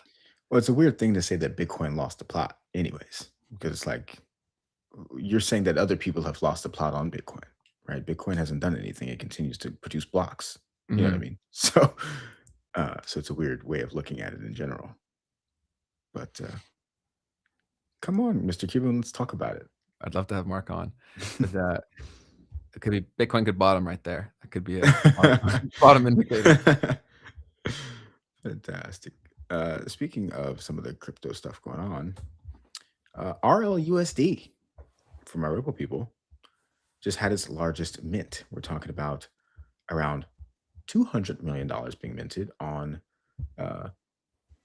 wait, that's actually a really important point too, on the XRP ledger. Why is that an important point? Because it's also on Ethereum. So it could have been on Ethereum that happened, but it wasn't. So on the XRP scan itself, we can see 200 million being minted by RLUSD as the issuer. So, not necessarily a crazy amount of money, but it is a crazy amount of money for one print and for RLUSD. Mm-hmm. And by the way, right, well, what does this mean? Where is this coming from? What? Someone has essentially bought RLUSD and it's been minted to them for that. So clearly an institutional player moving that kind of money around at one time. Mm-hmm. Definitely. Next piece. Technically, about a week or so ago, CoffeeZilla was on Jeff Walton's podcast talking about MicroStrategy. And there was an exchange there that took place that turned that into quite an interesting discussion. Did you watch that? I don't think I ever watched the full thing, no. Okay, I did. And I recommend people go and watch the full thing. I think it is worth watching because at the end, it was cool to see Coffee's perspective on things. And then they had a talk afterwards that definitely I think is worth watching. So I'd go check that out. And then that got spread around like crazy across the Bitcoin community. because it did kind of feel like Coffee changed his mind a little bit. Nice. Coffee changed his own mind about it all, or he changed From what Jeff was Walton's said. mind. No, he changed his own mind based on what Gotcha. Jeff said. Gotcha. Okay, cool. Yeah. So here's the clip. It is going to likely be an unsustainable vehicle unless Bitcoin just goes up and Let me up tell into you the why. right forever, which I don't Let me think it tell you will. why. And Let I me tell don't you think why. it's a safe bet to do that. Is an insurance company a Ponzi scheme? Is an insurance company a Ponzi scheme? Yeah. No. Why not? Because they have business activities that are providing cash flows. They're taking on risk. They're taking on risk. Oh, insurance companies have capital, and they're taking on risk to pay liability into the future. Here's the reality, Coffee. No, but they have actual no, they have stop. cash Give me flows. room. Give me room. They have real The cash business flow- activities. The cash flow is the risk that they're selling. They're selling risk, right? So believe it or not, believe it or not, almost 100% of the claims that get paid out on insurance company balance sheets is from premiums that they're collecting in the door. Almost 100%. Okay. So under your definition, you would call an insurance company a Ponzi scheme. No, they have real like profits. They have real cash flows The that aren't just profits coming from are the assets that are protected on their balance sheet, the reserves, or payment. No, but people are paying for products. What's look the if an products? insurance What's the if an product? insurance What's the product? That was the clip that really got spread around a lot Mhm. because that was kind of like they're saying the dunk moment, Right. right? Where because that whole statement of saying Ponzi scheme gets associated with it a lot, Mhm. and I don't know if that's as much of a testament for what they're doing or how fucked up insurance is. Do you know what I'm saying? Like, That's hilarious.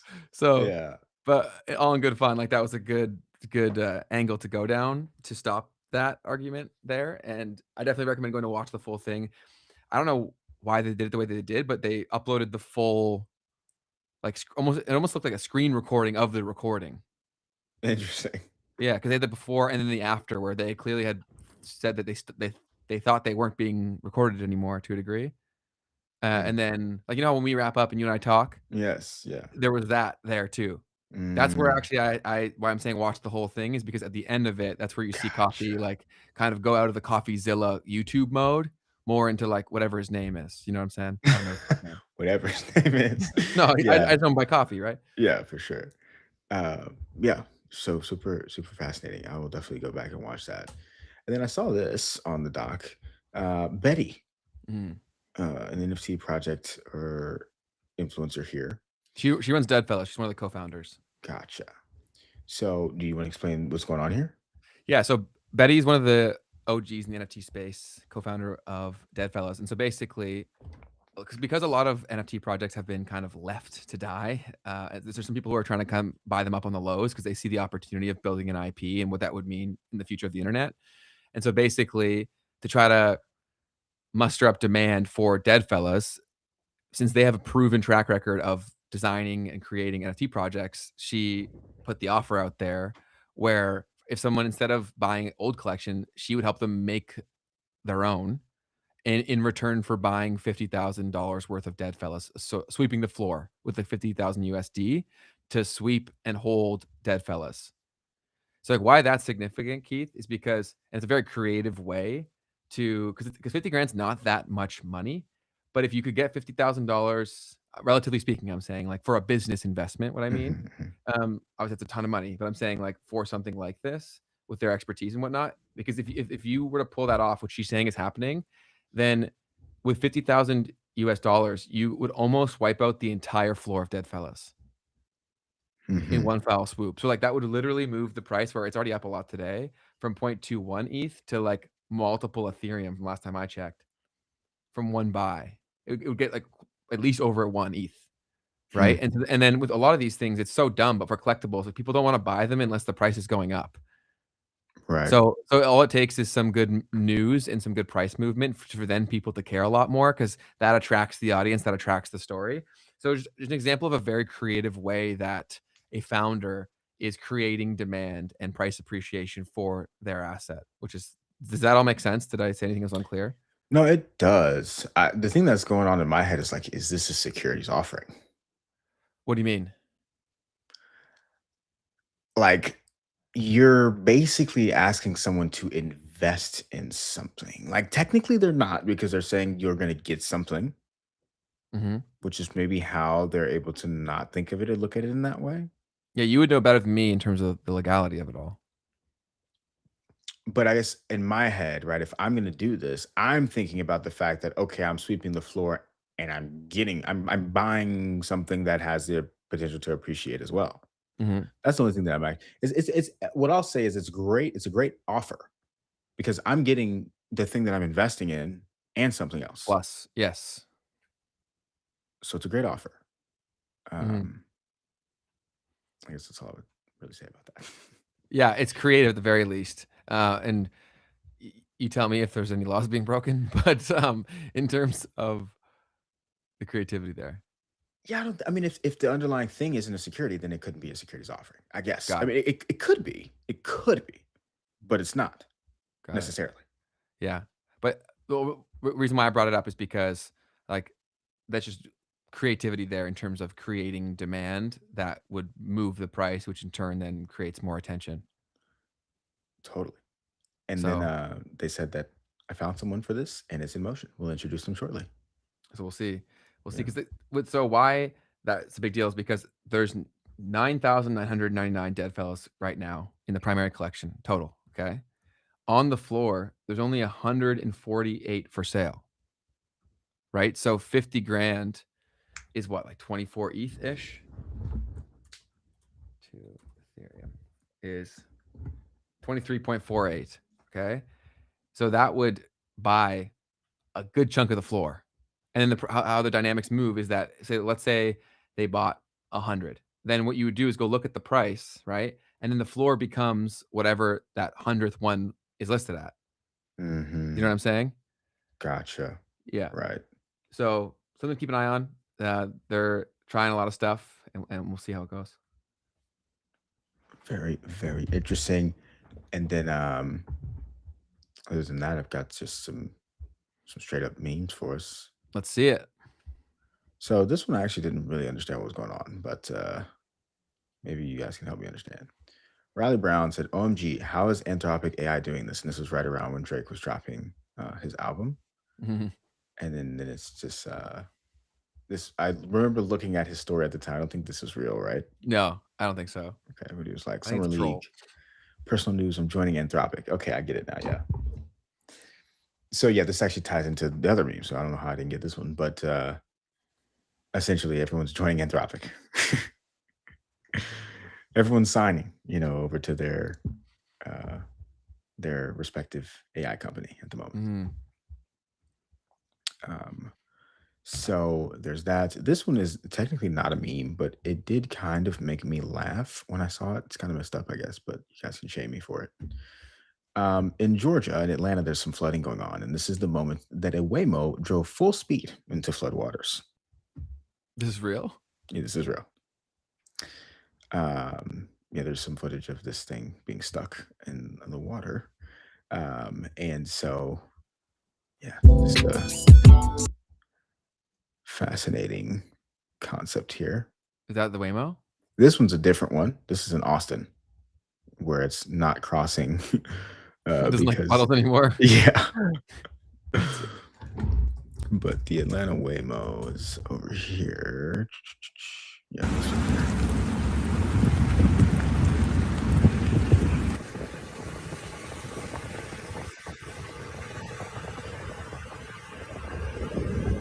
So pretty wild. Yeah, crazy situation. It's crazy that these things are just out there. I actually was just out and about yesterday and I saw Waymo and I was like, bro, this is crazy. I realized that I'm not a city slicker because I'm like, I don't even see these, but this one was super interesting too. It's like another video of a Waymo just like in the middle of, I don't know if this is real technically, but I mean, this one was a crazy video. This area flooded and my car is... Turn the audio off. But he's clearly in the middle of it here. I'm like, yo, bro, that's not a good look. Have you ever been in one of those? No, sir. No, Nor have sir. No, sir. I don't think I will. You won't? No, dude. I saw what it did yesterday. It was really cool. Like basically there was a Waymo next to me and there was a bus that was stopped, in the lane that they were in. And so I watched it like kind of figure that out, and then I waited to see. I left it room to get over because I wanted to see if it was going to get over or not. So like Mhm. I'm here coming in this lane and I'm like, and it needs to get over. So I'm like, let me slow up and see if he knows that he can just get over right now. And he did. And I was like, dude, that's advanced. That is able to do that and not just like Wow. get stuck. So you saw it on the road? Yeah. Yeah. Was there, like I'm saying, when you were driving as well, and Mhm. was there anyone in it? Yes, there was a passenger in it. Yeah. Wow. So I That's was like, trippy, man. that's crazy, dude. And he was chilling. He was just chilling, home grilling. I've heard I've heard rumblings of them saying that if you agree not to drive your car, they'll give you like half price insurance. In the future, like that's how they'll get people to do these self-driving cars, is that if you agree to not drive it, then your insurance will be half the price. Okay, if you don't drive your car. Gotcha. Yeah. Like if But you only use the self-driving option. gotcha. Oof. Because the problem with it is and this is the scary thing, is if every one of them was also a self-driving car, then there'd be almost no accidents. Mhm. But you can't predict human behavior because we're crazy. 100%. You know what I mean? So, yeah, I'm not a big fan of the self-driving cars personally, but it seems like they're here to stay. Sarah asks, "What is Waymo?" Waymo is like a self-driving taxi. Yeah. Yep. It was a Google venture product, I believe. I'm seeing these, when the Google Maps cars just drive around and they take pictures of everything. Mhm. I'm seeing now that Apple Maps is doing that in Toronto right now. Uh-oh. But the cars do not look official. like I'm like, I don't know. I'm like, I feel like if this was Apple, I feel like this would look a lot cleaner. In the cars I'm seeing, I'm like, is someone trying to pull a scam here? That's hilarious. That's funny. Yeah. But yeah, man. So many people are Uber drivers, man. Especially here in like Toronto. Like, I don't know what the hell would happen to our economy, man. Like, it's really sad. Like a lot of the people that did immigrate here, like they just got thrown right into the gig economy of Right. doing Uber and Uber Eats. And so like that's a hamster wheel it's hard to get off of, one, but at least there's money in their pockets. Like now what, like I don't know what's gonna do to the job market. Yeah. Hopefully there's some time on that one, but Mhm. it's crazy. And I'm thinking about that in like the countries that I've gone to in Southeast Asia and stuff. It's all scooters. So they probably have a little bit more time because there's no self-driving scooters just yet. I mean, it wouldn't be necessarily difficult to do. And the reason that matters is because it becomes a traffic problem, right? Like to get through all of that, it's just going to take forever if you're in a car versus in a scooter. So that'll be interesting to see how all of that plays out. But I would love to do a study on like how much of their economies are built off of that The versus gig economy? Western economies. Yeah. Mhm. Because it seems like it's like major. At least in like a place like Bali, like 70% of the traffic is deliveries. delivery people. Wow. The bike traffic in Toronto is like that in terms of like Word. Yeah. but cars, they're not usually marked, so it's hard to tell. You make it sound like Amsterdam, bro. What do you mean? With all the bikes. Well, they're also on like e-scooters and stuff too. Okay. But they go in the bike lane, right? Right. And some of these things are massive, the scooters they're rocking.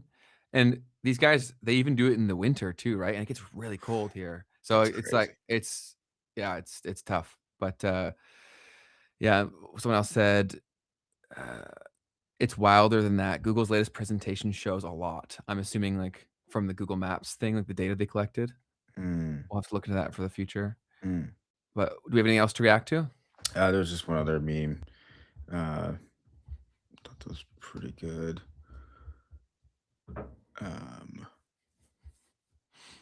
Here in Florida, they are talking about Uber Water flying taxis run by AI. Uber Water. Wow. Wait, what does Have you that seen that? mean? I don't know. Oh, like a water flying taxi. I'd assume. What is a water flying? If Is it like a hovercraft? More Monkey Business says, have you ever seen that one wheel electric motorbike thing? There's a bunch of those in Canada or Toronto, sorry, that I've seen. Like I've seen guys ripping on that, and they wear like the full on. That Like looks so bike. dangerous, bro. Yeah. Oh my goodness. They wear the full on like biker thing, and they're just like zooming forward. I'm like, this shit's crazy. I guess that's got to be fun, but geez, man. And it is cold in Canada right now. It's brutal, man. Obviously, I'm being dramatic, but it's still not warm.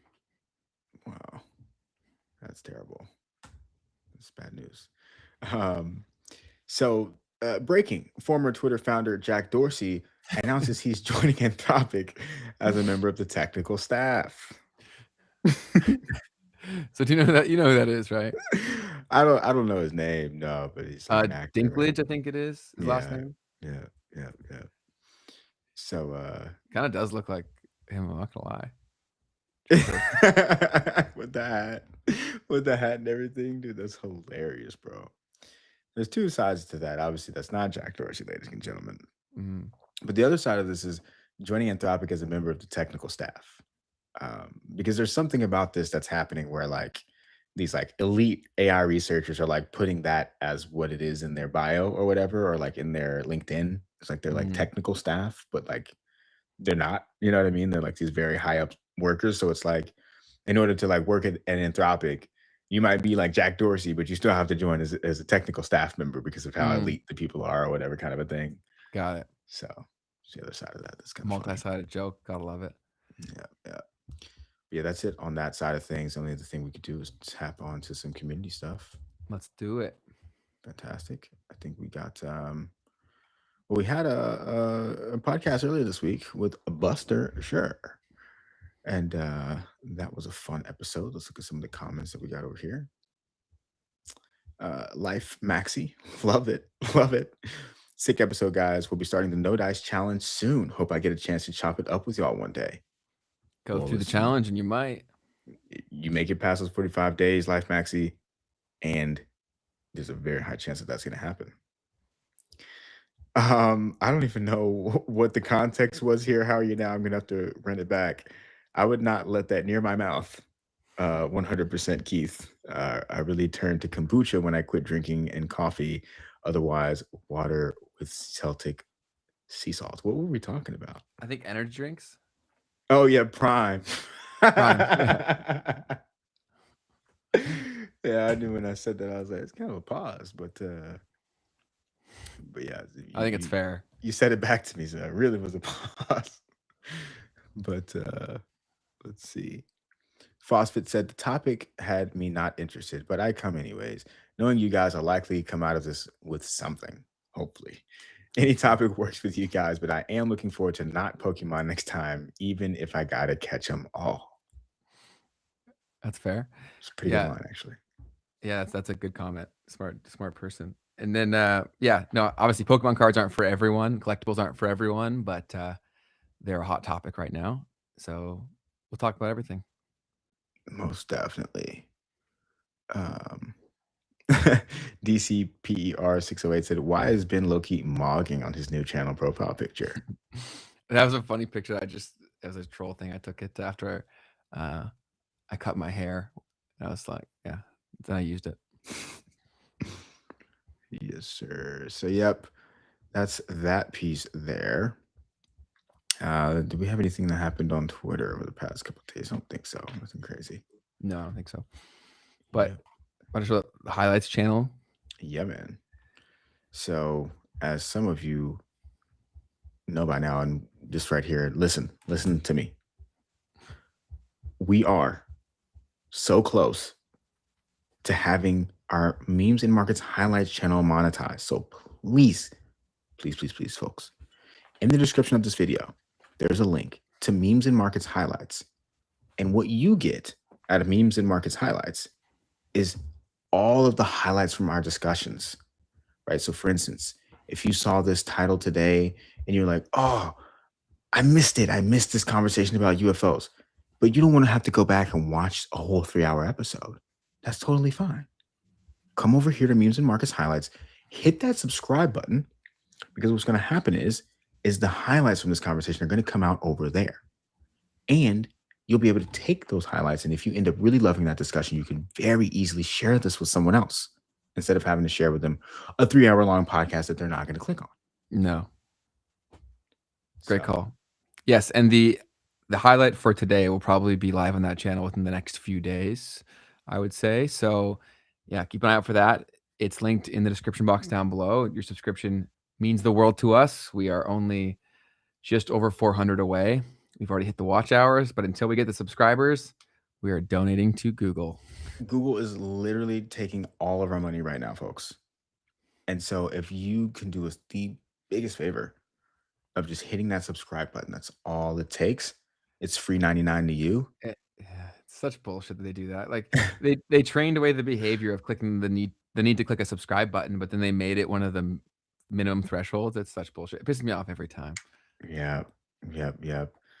So yeah, folks, YouTube, they're a monopoly. So they get to do as they please. And the one thing that you can do to fight against the monopoly is to click that button. They're not really fighting against monopoly, but maybe supporting the people you like that are using the monopoly.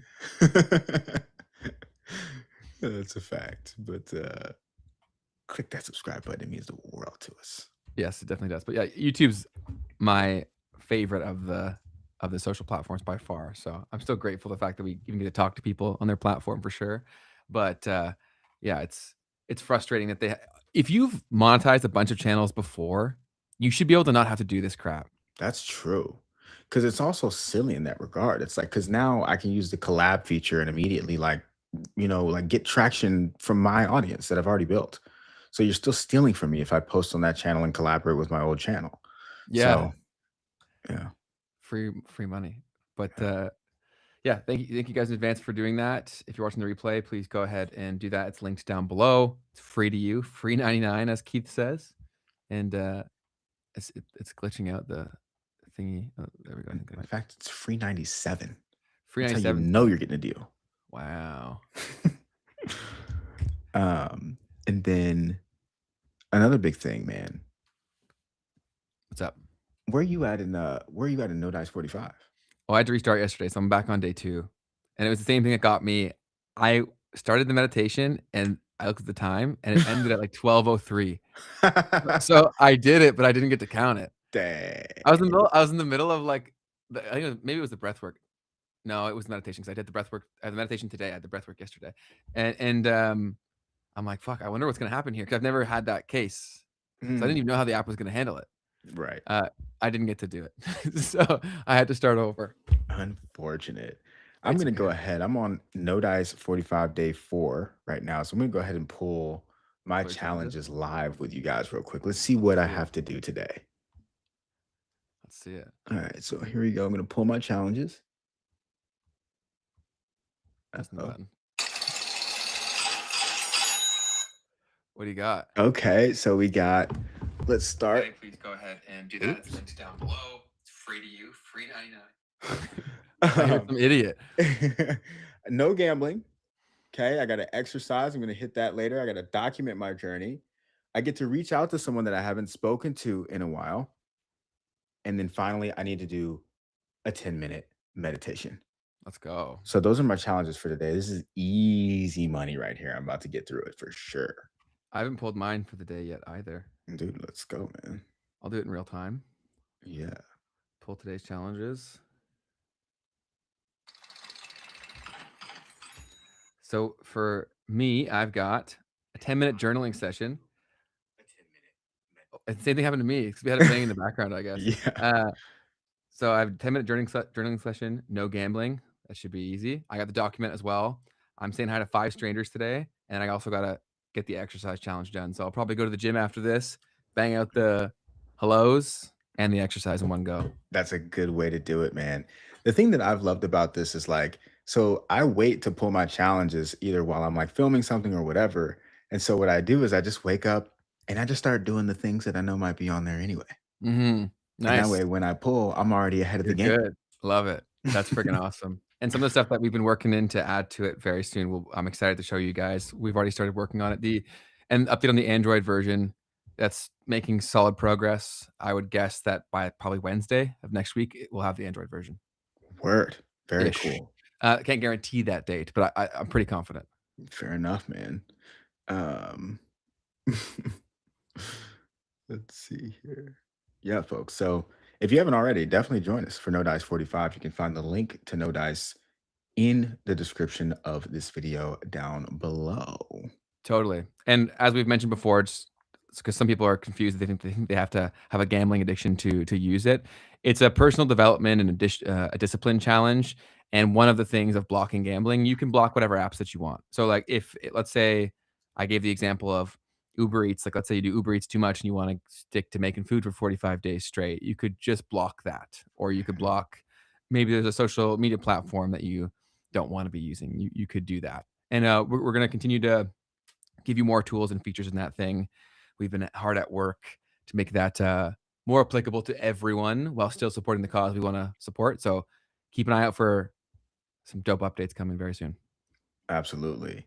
And at the bare minimum, guys, there's a free course in there, a free personal finance 101 course that I created just so that you guys can enjoy that while you download the app. So when you come into the app, you've got a section down below that allows you to say courses, and then you can view the free courses.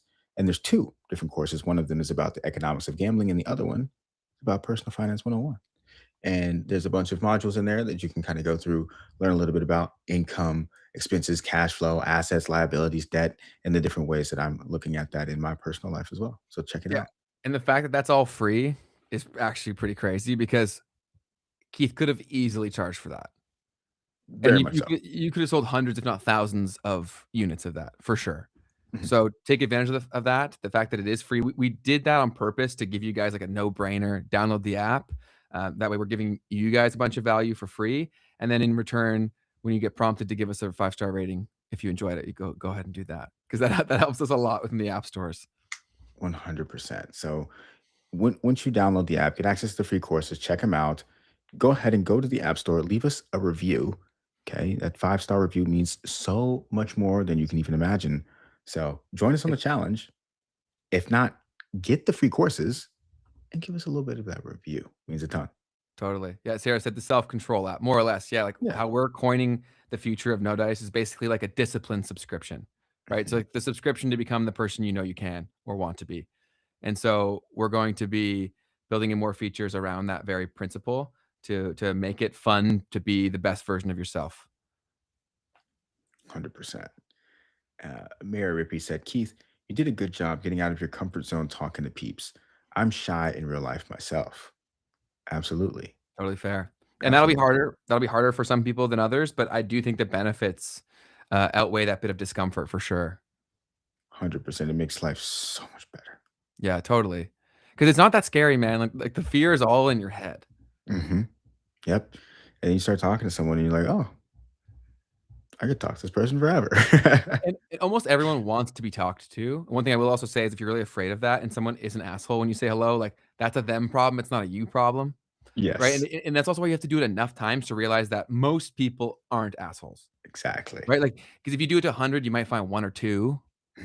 But like, okay, well, there's 98 that are awesome. 100%. I did this kind of a thing when I was in Miami. I've told this a million times. You have. Awesome story though. But the girl on the escalator, did I tell that part? Oh no, I just remember the one where you said you force yourself to say hello to every single person. Yeah. So there was this one time where I was going down an escalator and I said hello to this lady and she like made this crazy face at me and was like, oh, you talking to me? Like, who are you talking to? And I just remembered at that point, I was like months into the journey of doing this. And so it was just like, something's going on with that lady. Yeah. And that's very true. But you need enough data to see that, right? And that's totally fair. I love this. Going to concerts by myself fixed that. That's cool. I've gone like when I've been traveling before, if I didn't know anyone, I've gone out by myself before and you just make friends out there at like the bar or a concert or whatever it is. So yeah, that's it. Well, thank you all so much. Anything else from you, Keith? No, that's it for me. Make today the best day of your life, folks. That's it. And thank you, RD, in the chat. As always, we appreciate you tremendously. You Shout out are to a living legend. And yes, and producer Asipa in the back. Thank you so much. He put the doc together for you guys today. I saw some rumblings in the chat that you guys liked that. And you also like the design. So shout out to Mehdi, who made the design as well, as our designer. So yeah, thank you all. We'll see all of you guys on Tuesday for another amazing episode. And that's all for me, man. That's it. That's it. All right, guys. Have a wonderful, wonderful weekend. We'll talk to y'all soon. Peace. Peace. Have a good one. Bye-bye.